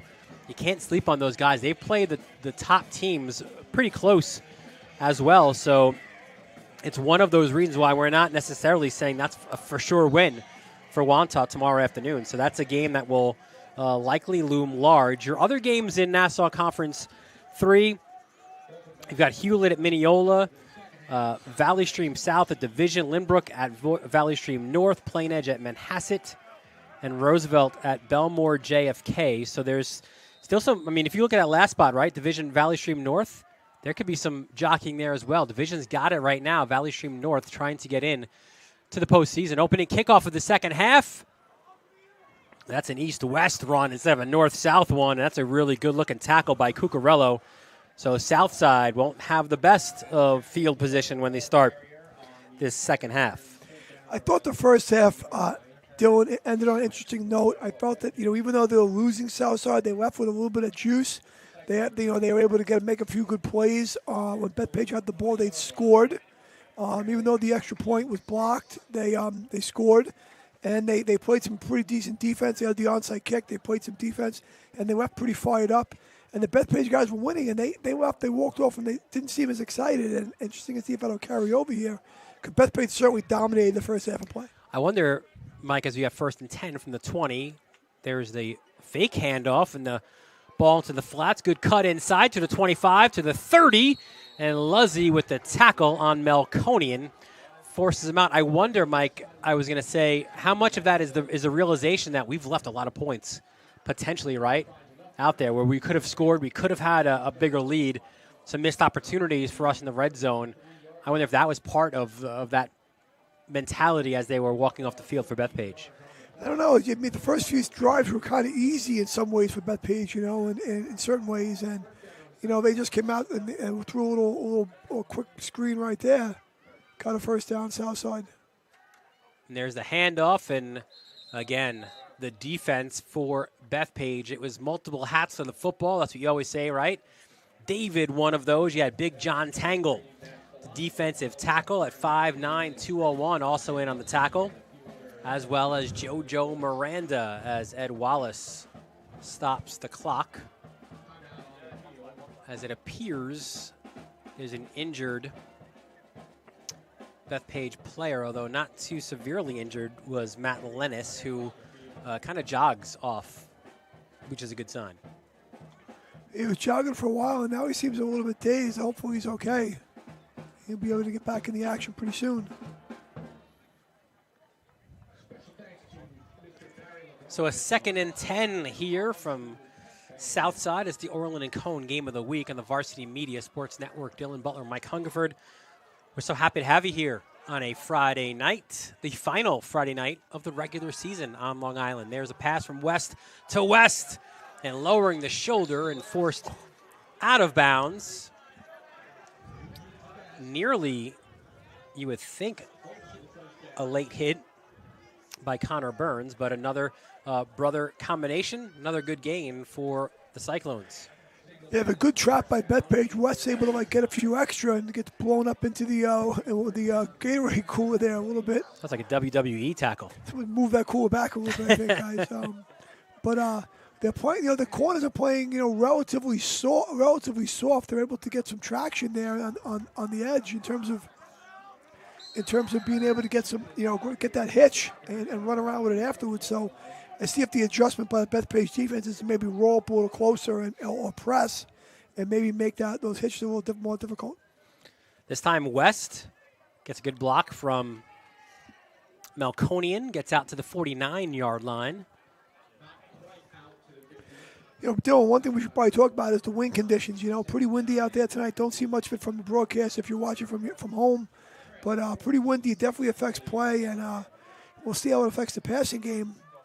2nd and 4. West will go back to pass. It's a short one. Look at that great catch by his brother. This is why he's our impact player of the game. 4th Southside. And there you see some of those wind conditions. You see the flag kind of swirling. Just as we started the second half, saw some rain. It was certainly in the forecast, and it was supposed to be honest, kind of nasty here tonight. So we're sort of holding our breath that it makes the end of this game. We want to have both teams play without any adverse weather conditions. 2nd and 3 now for 3rd and 3 for Southside. Low snap. West has a blocker, goes the other way, and that's complete. Listen, he's not had a lot of downfield looks, right? But he has connected well with his brother Owen to Brady, the West brothers, and just a few different looks, right? You had the out route before. You had that one where he kind of cut it inside upfield. Another first down for Southside. They've run that play a few times now. That little sprint, rolling against his strength in terms of having to get his hips around and delivering us a nice easy ball there, and keeping it simple, easy plays.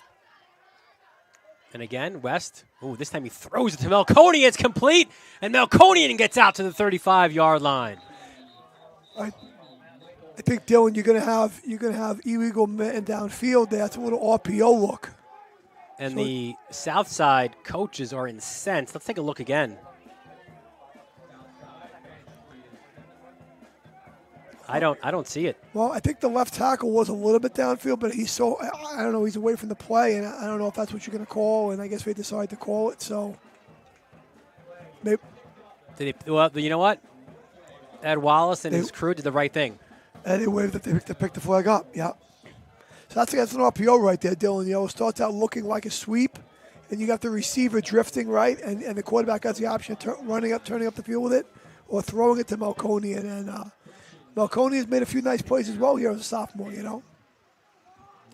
2nd and 1 for Southside, and Cyclones offense this first drive, as there's whistles, as Wallace will walk out. Is it a placement issue?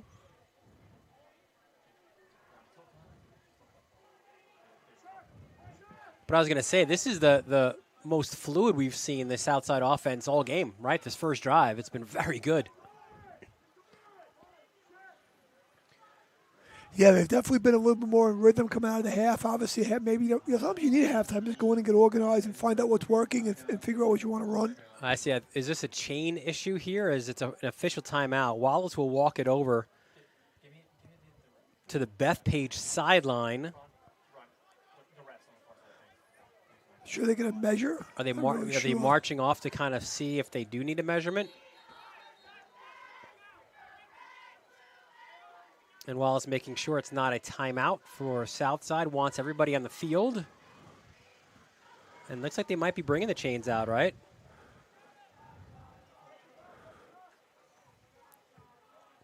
Veteran official Ed Wallace in football, lacrosse as well.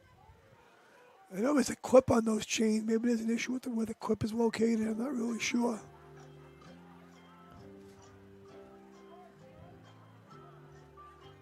Obviously, the chain people are not professionals. Sometimes they're teachers or parents or people that some schools have the same crew all the time, and they're pretty experienced at it, and some don't.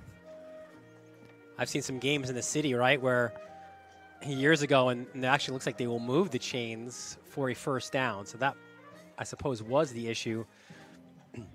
But I've had some games where they were calling out, can we get some people for the chains, like just before the start of the game? A lot of times it's like those JV kids or injured players. There's no, you don't apply for those jobs. It's whoever's available. Well, that's why also most of the time the chains are supposed to be away from the press box still. And so Yes. it's on camera and you have it on film in case you have to reference it at a later time if there's a protest or something goes on with the game. Well, looks like our issue with the chains there has been figured out. 1st and 10. Oh, and look at that. Oh, I was going to say, what a great tackle, but bouncing off of it. That was a great second effort there by Solano. Cucurella He lost his shoe, that was a fill and a half by Cucurella, boy. He came downhill quick, unblocked, and he just squeezed off of it there a little bit and was able to keep going a little bit and slipped off of it. He knocked Solano right out of his cleat. But Solano just continued on that run and got a couple more yards. 2nd and 7. Just that one back in the backfield now is West. Tucks the ball. There's a flag, so this will come back. It'll be an offensive holding penalty. As you saw, it's a pretty obvious one that we were able to see it because it followed the play perfectly. It was on that right side of the offensive line. They've been trying to get on the width plays a little bit, running more right than left behind the right side of the line, with Galindo and Beatty. And I think running wide on the Bethpage guys is a little tough. They're pretty swift to the ball, pretty quick, and seem to go off the blocks pretty well. And maybe try to run the other way or just getting up inside quicker might be the way to go. So back south side up to the 45-yard line. And again, when you've got that momentum and you're moving the ball, and there's nothing more of a rally killer than those penalties are. Oh, and look at this. On the snap, West has to jump and fall. Snap was a little low. Obviously the wind is in there if the wind's really a factor, but he was stepping back before he really completely secured it and kind of goes on the ground. And there's not a coach in Nassau County dealing with a play sheet that's got 3rd and 24 on it. Well, again, right, think about how they were cooking and they were moving, and then all of a sudden an offensive holding penalty, a botched snap, and you go from being at the 35-yard line to now back at midfield. Sure, definitely a long-yard situation. You don't make it, you're going to have to punt from your own almost a 50-yard line of the opponent's 49. So it's Brady West at the bottom of your screen. You see him there on the 50. And Owen West nearly was called for a delay of game. Tries to find Brady and nearly intercepted. That was Luzzy who was in looking for that football, as was Burns, number 5. They're not going to leave Brady West in single coverage, I don't think, much of the time. If they can help it, unless formation, unless coverage call versus formation dictates it, and that time they were able to get the safety over the top for some help. And, that's good coaching by Bethpage, not leaving the other team's best guy in a one-on-one situation where you can maybe make a jump ball or make a play athletically. So 4th and 24. It will be a punt situation. Luzzy is deep, and again, swirling winds. You don't want to necessarily get that ball up into that air. And ooh, Luzzy, he didn't say it was a fair catch, right? So he caught that one and he just got hammered. No, we didn't give the fair catch signal. I thought maybe he could make a move on the coverage guy, but he wasn't able to do it. And was that West? Yeah, 22. He seems to be everywhere. That's what the good athletes do, right? They show up all over the place. And he'll stay out there as well. He's a guy you're not going to see really leave the field all too often. So Bethpage takes over from their own, I was going to say 26, but there you see the wind blowing the football up the field a little bit.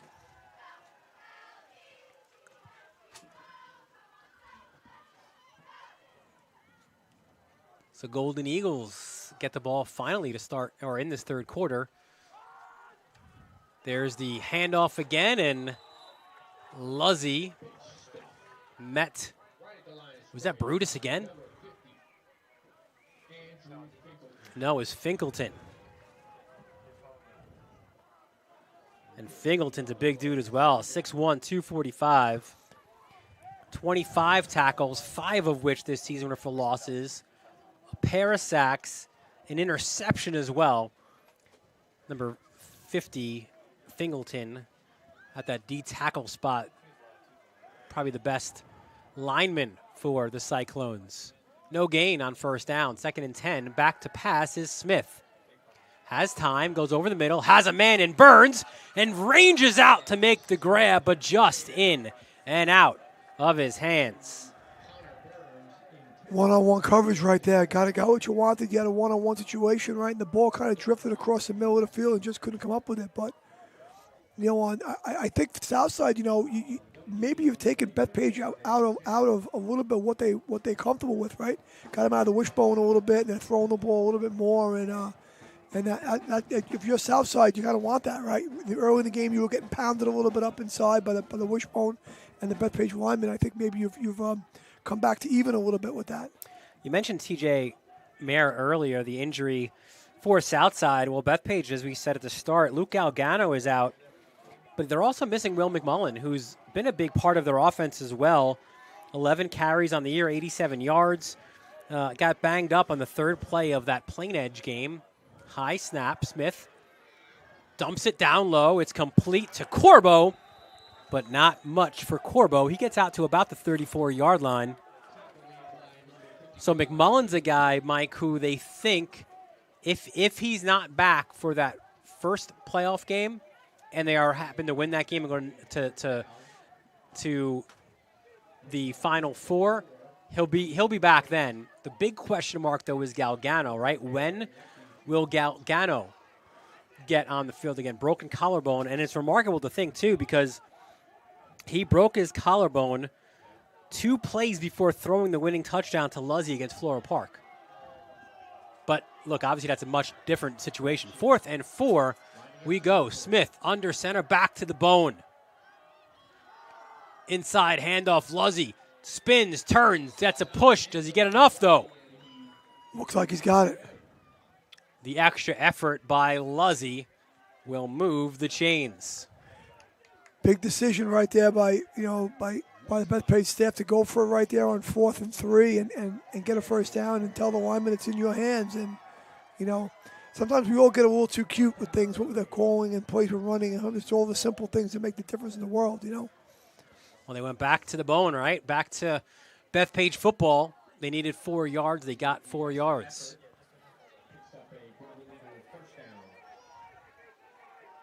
Smith stays under center. There's that inside handoff. And look at a push again. And finally, the whistles are blown. You saw David, 27, pushing. And there you see the wind. What a factor it is here as well. And we could feel it here in the press box. It's swirling around. And as you said, look, any snap is a difficult one, right? And the punts are an adventure as well. So, Yeah, Bethpage being the bone, taking the snap on the center makes it a little less of an issue than having the shotgun snap from the center. Another inside handoff. Push forward. Out to the 45-yard line as players peel off the pile. Look to be Miranda again, and we're seeing him utilized a little bit more offensively. Generally speaking, he's kind of a one-way guy as a defensive end, but he's not the biggest of ends, right? So he's got that physicality to play fullback and maybe spell Corbo a little bit. Well, the fullback job in the wishbone's a physical job, and I think you need more than one guy to have that role, and you got to share reps, and you can't rely just on one guy. If you have a secondary player, it's almost as good. Try to get him in there. 3rd and 3. Luzzy pulled backwards. He'll get to about the 47-yard line. Good tackle by Alex Belenas, number 54. And what a year he's had as well. He's the guy who's had to step up in the loss to Mayer. And he's got 42 tackles coming into this game. Well, I think if you went for it on 4th and 1, on your that was 4th and 4. On your own 4th and 4, on your own 30-something yard line, you go for it here. And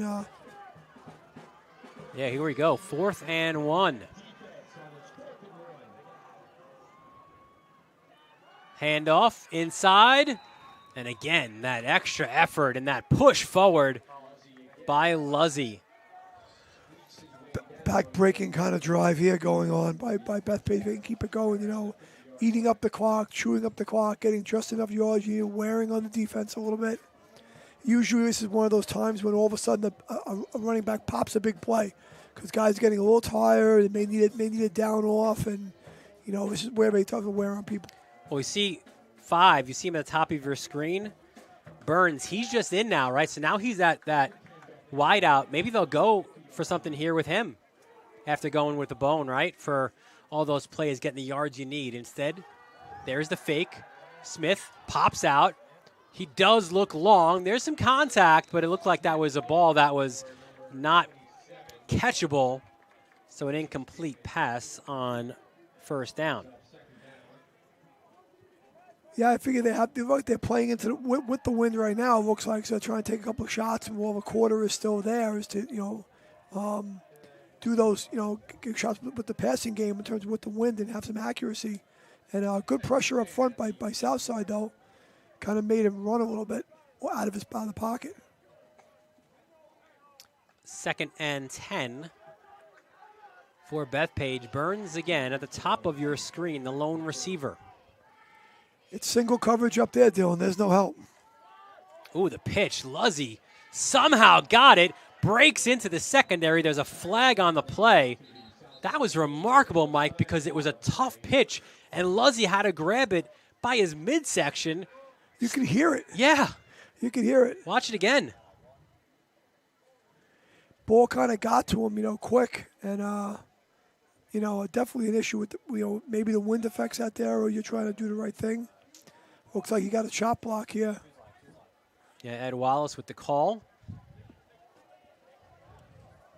That's a personal foul, so it'll be a 15-yard variety. Kind of a situation, Dylan, at times when you have a lineman's engaged with another lineman, another lineman can't come in and block him below the waist while that's going on. That's illegal. And Roddy McCoy, you see at the top of your screen, certainly not agreeing with that call. And that will push Bethpage all the way back to their own 36-yard line. Yeah, huge penalty right there. At any level of football, a 15-yard penalty tacked on is going to be a big penalty. And obviously, with the wind conditions the way they are and stuff, you have to be very judicious with your choices right now with the ball.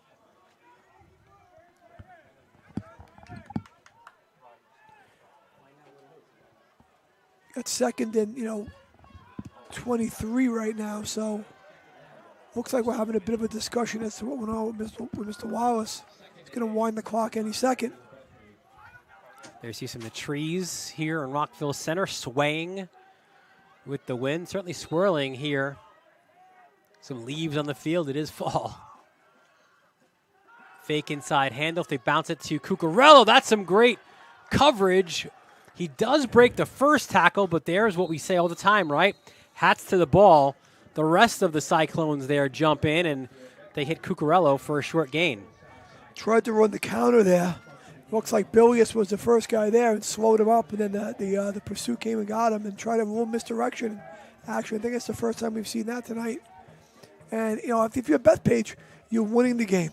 You've dominated a lot of aspects of play. It's 3rd and long. Just be careful and punt the football. Play defense again. 3rd and 22. There's the handoff up the middle. Nice burst out to nearly the original line of scrimmage. It was Luzzy to the 49. Oh boy, I thought he popped that one, Dylan. I thought that was going to be the one, right? He was going to all of a sudden, you know, that was going to be the breakaway run, but he couldn't. Good tackle there by Southside to hold it up, and it looks like Bethpage will punt. 24-mile-an-hour gusts here in Rockville Center. So, yeah, these situations, especially these punt situations for both, well, for the snapper, for the punter, and for the receiving player also, are very difficult here tonight.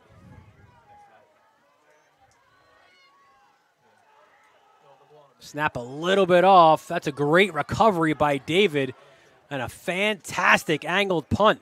Can they stop it? They cannot before it gets in the end zone. But how about that job by David? He's got to field it, and almost like a Gaelic football player has to run out and gets it. It was Luzzy snapping the football. Yeah, we never talk about the long snapper until it goes wrong, right? Most of the time, right? Usually one of us in at the center, they go a little unnoticed, and was able to make that play.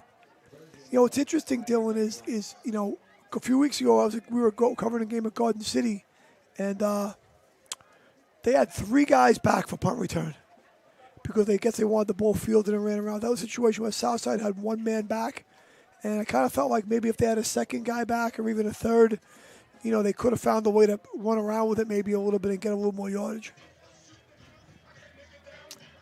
So 1st and 10 from Southside's own 20. This has been a good quarter for them, but they've not found the end zone. 1st and 10 from the 20. There's an inside handoff.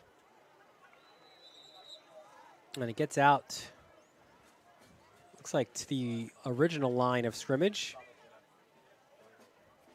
Solano, the ball carrier. Hasn't really been a lot of free running room up inside there for the Southside guys. The Bethpage front, you know, it's done a really good job with Ochami and Tango and Lennis and Miranda, plus a few other guys they played. That's the end of the 3rd quarter. Bethpage with a 14-6 lead. You're watching the Orland and Cone Game of the Week on the Varsity Media Sports Network. It's time to get hyped with Varsity Media. We offer an array of video services sure to amp up your team. From staged preseason hype videos with custom lighting and smoke machines to sideline highlights of a big game. How can your team stand out from the crowd? Contact Varsity Media today and let us tailor something your squad will never forget. These are the best times of your life. Capture them in the most creative ways possible with the sports leader, Varsity Media.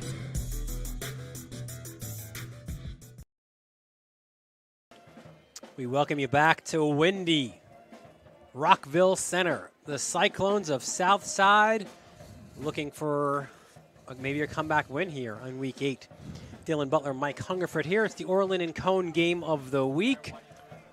We enter the final 12 minutes of this game with Southside trailing 14-6. They've got a 2nd and 10, and look, the way the winds are going, right, and it's so important to have it at your back, but it's also swirling around, so I'm not sure if there's going to be an advantage for either team. West looks for options, cuts it back inside, and he'll get a few before he's taken down. David was one of those in on the tackle, and James David this year has done a great job. Really, he and Corbo, those inside linebackers. James David on the year coming in, 58 tackles. Corbo at 60. That's a large number, and that's what you expect, right, out of your middle linebackers. Certainly, you want those inside linebackers in that even front, kind of cleaning up the trash made by the defensive linemen, and they've done a great job of that this year. 2-yard gain, 3rd and 8. Here comes the pressure. West puts it up in the air. It's caught by Melkonian inside the 45-yard line. First down, south side. Dylan, I was just about to say before we started talking about the Bethpage linebackers was when they were quarter rolling or sprinting to the field, to the sideline, it was kind of reducing the field for the routes. Here they just went straight drop back and used the width of the field to their advantage and get the ball to Melkonian for a huge gain. Big 3rd down conversion. 1st and 10 from the 45. West rolls right. Has a man over the middle. That's complete. That's another 1st down and maybe some more as well. West to West. And south side goes north-south. You can see the West is the outside receiver in the trips, and you know, they run a route combination there. They have a running an under, an out and under, and a sit down, a curl from number 1 receiver, and he's been open a few times in there. That's a great route combo and very well thrown from west to west. 1st and 10 from the 23-yard line. West back to pass, puts it up in the air, and that is incomplete. Looked like Brady West was again the intended target, and you saw the double team, right, with Luzzy or double coverage with Luzzy and Burns as well. I think we've seen Melkonian get the one-on-one coverage at certain times, right? But I don't think they're going to let West deep be open. Yeah, I like him to come back to those combinations they're running out of a trips where he's kind of a sit-down route in the curl, and they wall off that inside linebacker with the under route. That would be a nice thing to come back to get West the ball in space. Definitely 4 down territory here, though, Dylan. Trips right for Southside. 2nd and 10. West, look out! The big boys came a-calling. Matt Lennis with the sack. Big play right there. Big play for a pretty big loss of yardage on 2nd down. Great move by Lennis.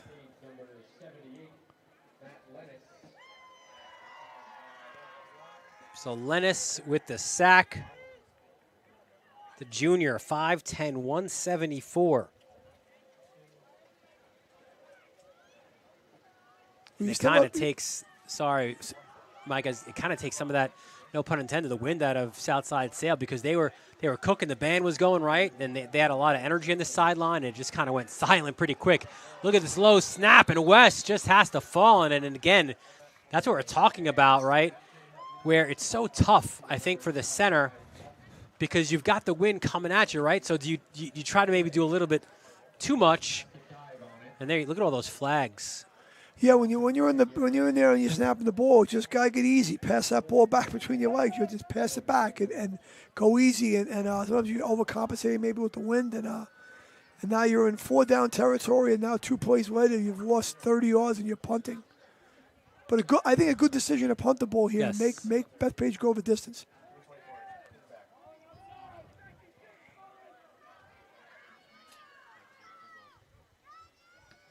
Punt from the 45-yard line. Can they down it before it gets in? A diving effort, but it will go for a touchback. Good attempt by Lazito. I think he's being coached right there by. Well, did he get it? Is the question. And he didn't, right? Because it's on the 20-yard line. No, but I think there's some really good coaching going on there by Connor Horowitz. The coach is telling him to bat the ball back, right? Don't try to catch it because you were caught in the end zone. Just knock it back into the field of play. And some good quality assistant coaching right there, trying to, because Lucito, a sophomore, he'll be at it again, right? He'll be in that same situation quite a bit over the next few days, weeks, and years. So Bethpage, fortunate there, 1st and 10 from their own 20, and they go back to the bone. Oh, Dylan, I think we got to look back. Remember when the game started? Bethpage came and kind of got after the Southside guys up front, right, and kind of rolled them up a little bit and had their way a little bit. Most of the first half, really, we were moving the ball on them, and I think since late in the first half, the Southside defense has really stiffened and done a great job, especially the inside defensive line. Well, you mentioned those guys up front for Bethpage, and really not a lot of difference, certainly in terms of years, right? Where Falabella at left tackle, he's a 2-year starter, but that's a new position for him at left tackle. There's another inside handoff, and Luzzy pushes forward. But El Shami, he's a junior at left guard. Courts, he's the only senior starting at center. And then Brady and Tangle are also juniors, so 4 of those 5 starters on the offensive line are back next year as well. And Singh and Brady, Hardgun Singh, 68, they've split time at right guard as well, and he's a junior. So you got to like that if you're Bethpage, where, we've talked all about these sophomores for Southside, but a lot of juniors back as well. Another blast up the middle for Bethpage, trying to get the first down. Looks like he's got enough to move the chains right there. And they do. Ed Wallace makes the call. Now, if you're Southside, even though you've shown the ability to be able to score on maybe a long play or a long pass, you don't want Bethpage to move it too much on you right now. You like to be able to maybe get him stopped here and get the ball punted to you in pretty good field position, so you don't have to go, 75 to 80 to tie the game.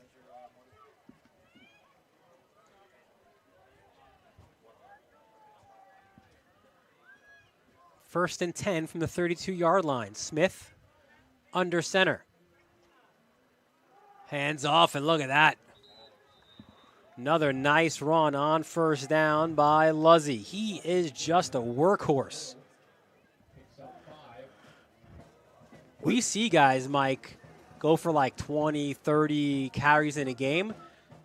But when you do it in the bone, that's a lot of hard work, a lot of effort, a lot of wear and tear. But Luzzy, just a terrific athlete, really. He doesn't, there's no empty on that tank for Luzzy. I think when he's your best player, you got to give it to him. This time it's Cucurello, and he's hit for a loss. Great job defensively there. Looks like number 18 on the stop. Aiello, another sophomore. If the last name sounds familiar, he's the son of Cary football assistant and the head lacrosse coach, Tom Aiello. You'll see him a little bit in the spring, an attackman. Sure, Tommy, been a long-time Cary coach. He's a lacrosse coach and assistant football coach for a long time. And his son now in high school. I remember when he was a little guy, now in high school, and getting some playing time with the big boys right away as a 10th grader. 3rd and 7. Luzzy again. I think one of the things that impresses me most, Mike, with Luzzy is what he does after the first contact, right? And we talk about churning the legs and how important that is, but it's also the upper body, right? He's just pushing dudes forward. Yeah, he's got upper body and lower body. He's got spinning, got leg strength, using his pads correctly, leaning, and once again, when he gets the ball, good things always seem to happen. So what do you think here? 4th and a long one. They are going for it. Smith.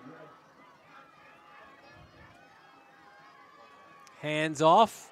Looks to be Luzzy on the far side. A lot of pointing by the south side sideline. But Wallace points the other way. First down for Bethpage. He's short. I mean, I would have done the exact same thing, though. I said, I almost got out of my mouth. Give the ball to Luzzy. Oh, wait a minute. Looks like they moved the ball and they give him a first down. Yeah, Wallace pointed right away. I thought they might have been short. Well, you're not the only one. You heard a lot of screaming from the south side parents, and there's a look at the football.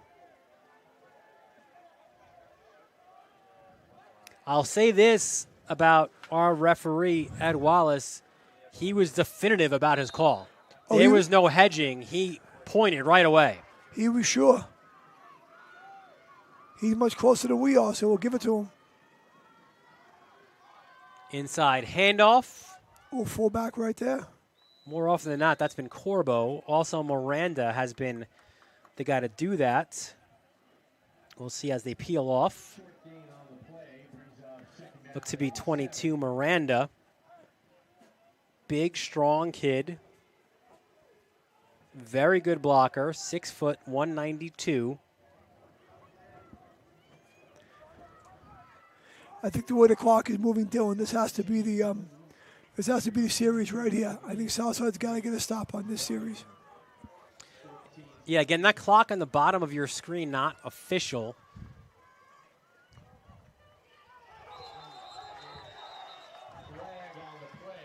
And a flag on the play will go against the offense. A false start. 5-yard penalty, so that'll back up Bethpage to the 40. Interesting here, too, because, I mean, your timeouts are so important, right?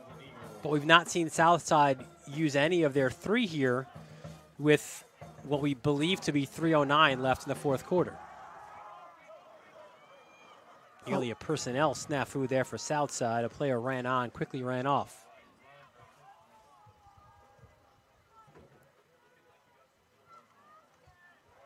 Wow, what a play defensively. You want to talk about reading that play? How about that one right there for Southside, number 21, DeFrancisco. Watch him here. He just shoots a gap, and there's just, I think Southside just used one of their timeouts, but I think there's too many men in the box for Bethpage to block right now. He's an unblocked defender, unaccounted for in the scheme. And, I think if Bethpage, could hit something to the outside right now, you could be running all the way home. Let's show you how these two teams got to week 8 of the regular season. You see, again, similar in terms of their losses, right? Both lopsided shutouts to Plain Edge. A closer game for Wantagh and Bethpage, a game we had for you on the Varsity Media Sports Network in week 2, that 20-13 loss. But you see the response as well after the Plain Edge loss and after the Wantagh loss. Back-to-back wins for both teams. Southside having that overtime win against Floral Park, and then a close one with Joe Vito's Roosevelt Rough Riders as well. And a little bit easier sledding for Bethpage the last 2 games, Hewlett and Valley Stream North. Definitely see the Floral Park there. Both teams had barn burners with Floral Park, and they're looming, hanging around a little bit. Floral Park. We'll see if tomorrow they could possibly give Wantagh a game. 2nd and 15 off the timeout. Here's a run to the outside. Leslie's got to try to stay inside. He does cut it inside, but again, a host of Cyclones make the tackle. And another stoppage. Is this another Southside timeout? Well, they heard me. They tried to run wide, but to the Southside guys' credit, they ran a sweep, and to the Southside defenders' credit, they got out there and made the play. So it wasn't all committed to the inside, that's for sure. So you see at the bottom of your screen, Southside with 1 timeout remaining. This is game 1 of 2 we have for you this weekend. We're going to be out in Hicksville, the Catholic High School Football League. It's the AA2 final regular season game between the Gales of Kennedy Catholic and the undefeated Titans of Holy Trinity. Opening kickoff for that one, 1:30, right here on the Varsity Media Sports Network. And we're so happy that Varsity Media, we're going to be the home of the Catholic Football League Championships. The exclusive rights for those championship games out at Mitchell Athletic Complex. All 3 championship games out at Mitchell. It's going to be a lot of fun on November 20th. A lot of medieval connotations to the Catholic school, guys. You have shields and swords. That's pretty cool. I mean, listen, you bring a horse in there as well, right? You need horses and shields and swords. Friars. Yes. Got to pray.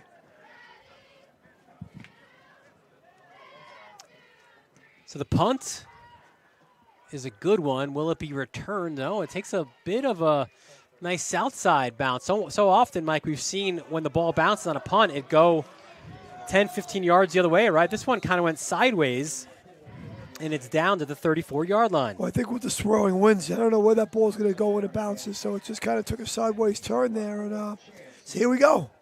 We got south side ball. You can see the wind in that flag whipping around. And south side ball on their 34-yard line, and with the drive side of the game.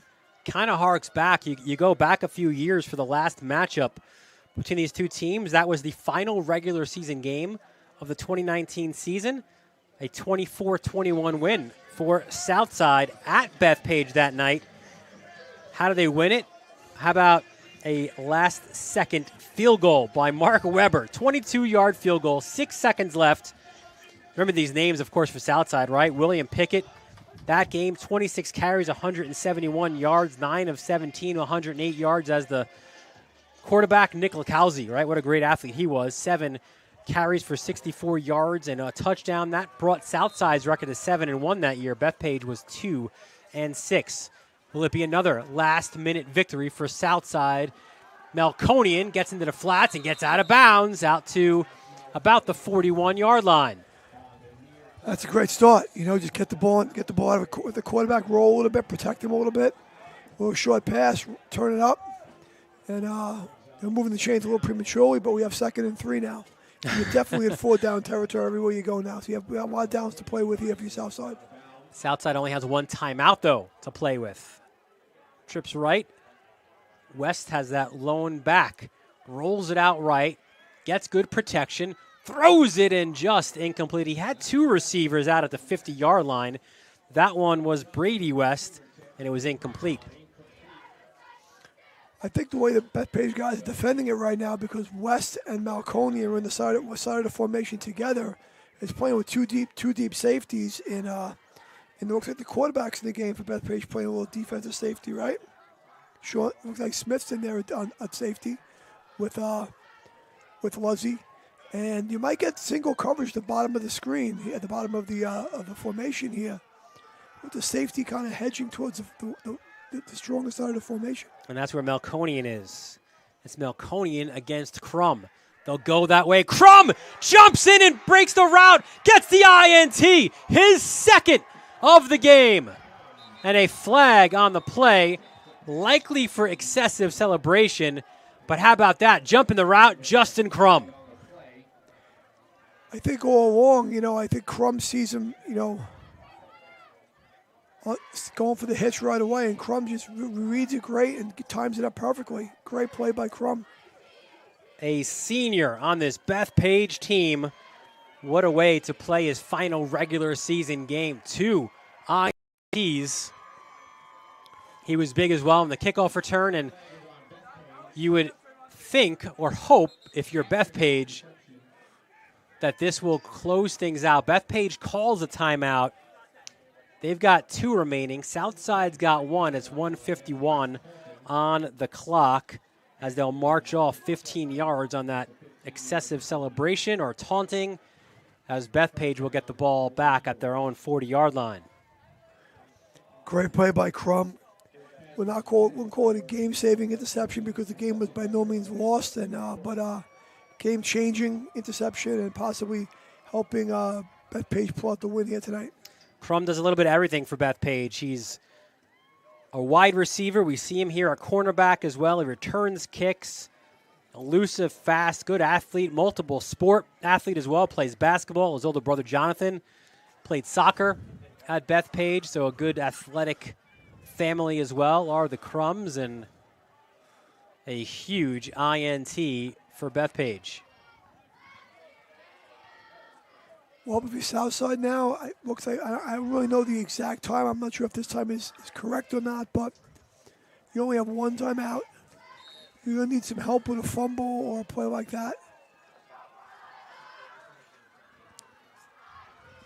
And snaps have been an issue, so this one isn't quite over yet, right? So a nice push going forward and turning, spinning, and bouncing it outside is Corbo.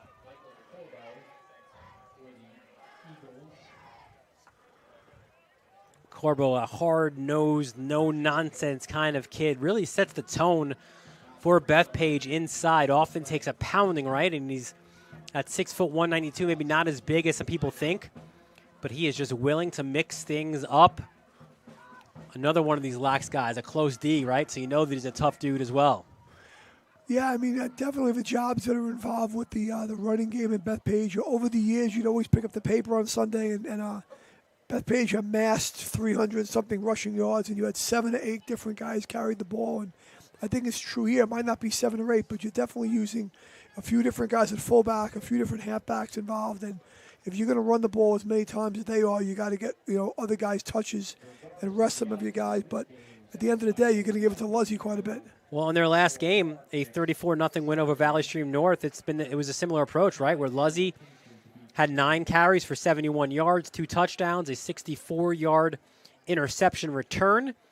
Sean Smith, 3 of 5 for 102 and a touchdown. James David had a 58-yard touchdown reception. Cucurello had a 1-yard TD, and Corbo and David, a law firm at middle linebacker, had 8 tackles each. You saw there when we showed you the south side huddle, animated a little bit, but a lot of like the pulling and kind of you could tell what they're going to do here if they can, try to strip the football, but Smith will take a knee. South side, that was their last timeout. So well, you're taking these, Dylan. Obviously, when the Bethpage coaches, speak to Mr. Wallace and find out what's on the clock, they know that they don't have to run a play potentially to gain any yardage, and the game should run out. So, looks like that might be it. So Bethpage, it would appear, would go to 6-2 on the season. They'll take a 3-game winning streak into the postseason. Southside will be 4-4 on the year. Although, again, we're pretty sure, depending on that Wantagh Floral Park game tomorrow afternoon, of course, that they will likely be the number 4 seed. Timeout, Bethpage. I ran that down to the last second and called timeout. Understanding that maybe now if they snap it one more time and take a knee, that'll end the game. But, Dylan, the Southside guys, pretty young group, not many seniors, came out today and they battled. And at the end of the day, if this ends up being the 3 seed and the 4 seed for the playoffs, it's a 14-6 football game right now. So teams that are relatively close. And both for a very exciting playoff, that's for sure. Yeah, I mean, look, we're not breaking any news here. Plain Edge is the favorite, right? That's clear. They've showed that through the first 7 weeks of the regular season. Wantagh, by virtue of beating everybody but Plain Edge, is the clear 2.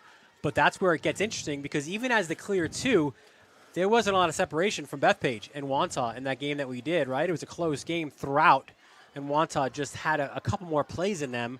And then when you go to 4-5, that was an overtime game between Floral Park and Southside, right? So you might say it's top-heavy with Plain Edge, as there you see the winds really whipping and the leaves as well blowing, as we'll have another.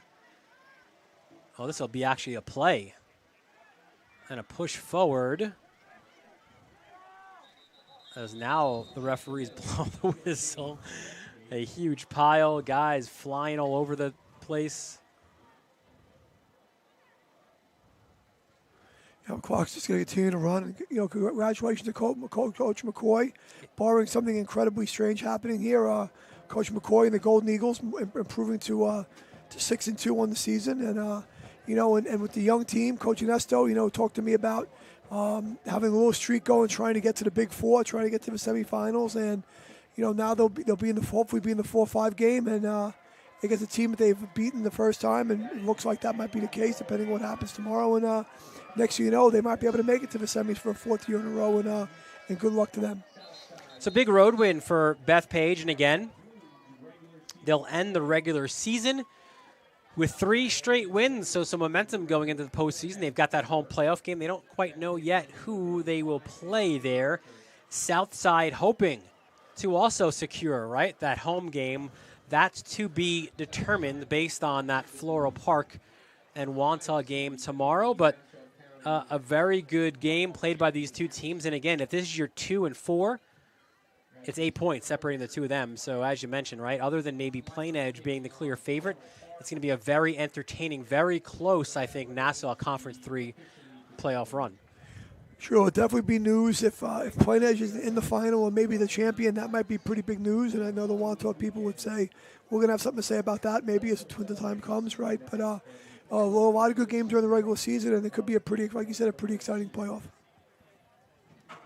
So final regular season game here for both teams, and we're going to have a guest join us post-game. Certainly had a few options, right? If you're Bethpage as a player of the game, you could have gone Justin Crum with 2 interceptions as well, and some of the offensive linemen and guys up front. Miranda had a good game defensively, but when you talk about Bethpage, it kind of begins and ends with this man right here, Brian Luzzy, joining us now from the field. Brian, it's Dylan and Mike up in the booth. Congratulations on a big win. Certainly the way that you wanted to end the regular season. Yeah, definitely a great win for us. I mean, it was a tough game for us. We didn't play our best game, but W's W. How about the play, too, defensively by the whole unit? You know, especially there late where Southside's kind of pushing the ball. Looks like they've got some momentum. And then Justin just jumps the route, his second interception of the game, and obviously helped seal this win for you guys. Yeah, I mean, that's just a great play he's a great player. I mean, we were talking about that the whole game. We were about the curl and go, but he made a play when we needed it, and that's what we need to a game like this. Yeah, Brian, just a quick question for you. You know, you're in the wishbone, and you play different spots in that wishbone at times, right? You kind of move around a little bit. What does it take to be a successful runner like you are in the wishbone? What do you think the qualities are? What are the traits involved? Well, you know, I think it all really starts with our line up front. Obviously, we got a great fullback, and the other halfback's really good. But I think it's just you got to be strong. I mean, obviously you got to be strong, you got to be quick, and you got to be able to make moves. But it all starts up front with our fullbacks and our other blockers. And Brian, also, you know, you were able to kind of set the tone here today as well. It was a tough day to play, but that 8-yard touchdown really kind of set the tone here in that second quarter, first score of the game. What did you see on that one?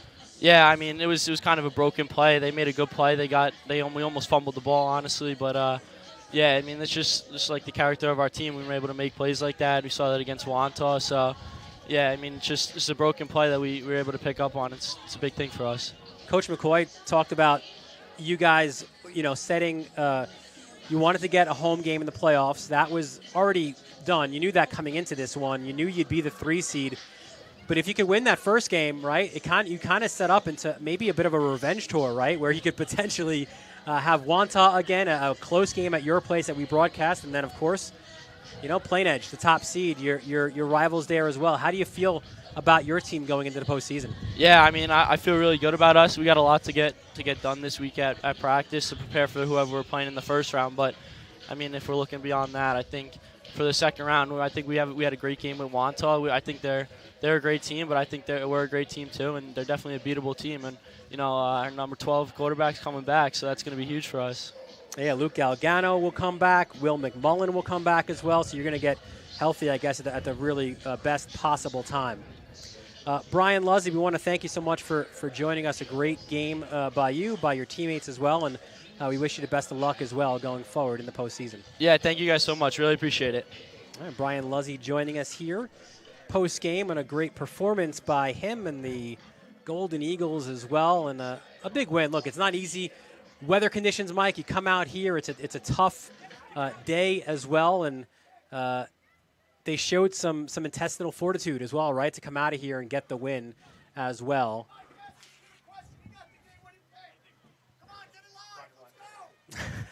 We've got a new director apparently down in the field. It's Roddy McCoy. So we're going to get – we talked about Justin Crum, right, before and what he did as well on the pick, and 2 picks on the day for Justin Crum. He'll join us as well down field level. And Justin, you know, we just spoke to Brian. A big win for you guys, and the defense is so key and so important, and you played a massive role here. 2 interceptions, but the big one there, jumping the route at the end. Kind of walk us through that final big play.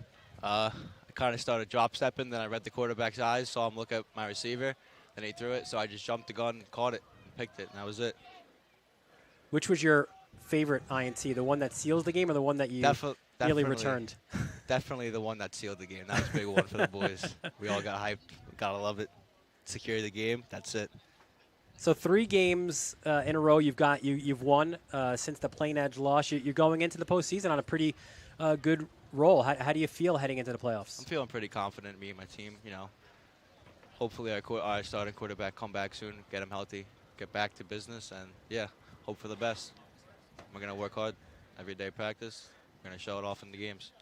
You knew you'd have the home game in the playoffs. That was already secured before this one. But how important was to get this win going into maybe bring some momentum into the postseason? This one was pretty big for us. You know, we won. Now it just officially secured us 3rd seed in playoffs, which is pretty good for us. So we're all pretty confident going to the playoffs. Yeah, Justin, you're not looking past any opponent. Obviously, that first game is going to be so important as we're showing the viewers your second INT of the game, the one that sealed it as you jumped the route and beat Melconi into the ball. But if you win that first round game, right, it's kind of the story is a revenge tour for you guys, likely, right? If the favorites win, you'd probably at Wantagh, a game that was very close at your house, and then you'd love to be in a situation where it's the backyard brawl out at Hofstra for it all, right? So, I mean, it kind of sets things up. Again, you're not looking past your first game, but kind of sets up for an interesting playoffs for you guys. Yep. I'm excited for the season. I'm excited to see what the postseason has for us. All right, well, Justin Crum, if you continue to get interceptions like that, I think you're going to be doing a little more TV time after each game. Congratulations Thank you. on this one, and best of luck going forward as well. Appreciate it.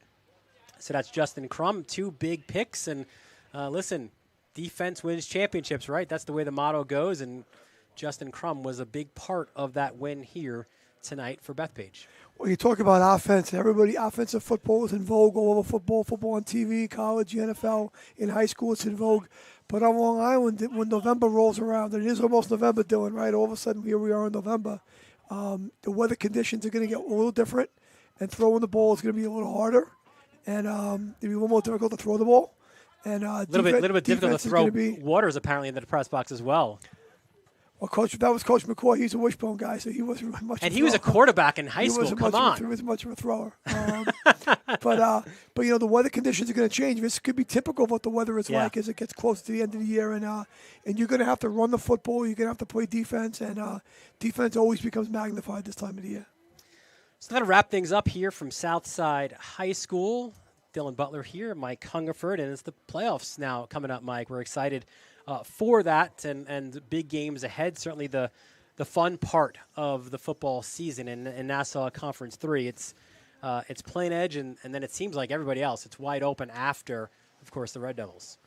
Sure, I think the goal of everybody is to get to the final and get Plain Edge in the final and get to the final and see let it all hang out and see what happens, right? Yeah. Nothing to lose. No pressure on you. That's it. All the pressure on them, and you know, it's now you play for plaques that go on a wall and get remembered for a long time. So cool time of the year. Absolutely, and we're looking forward to bringing that to you as well on the Varsity Media Sports Network. I want to thank Mike Verdi, Ron Pierre as well, giving you all the moving images. Chris Sweeney, our director extraordinaire.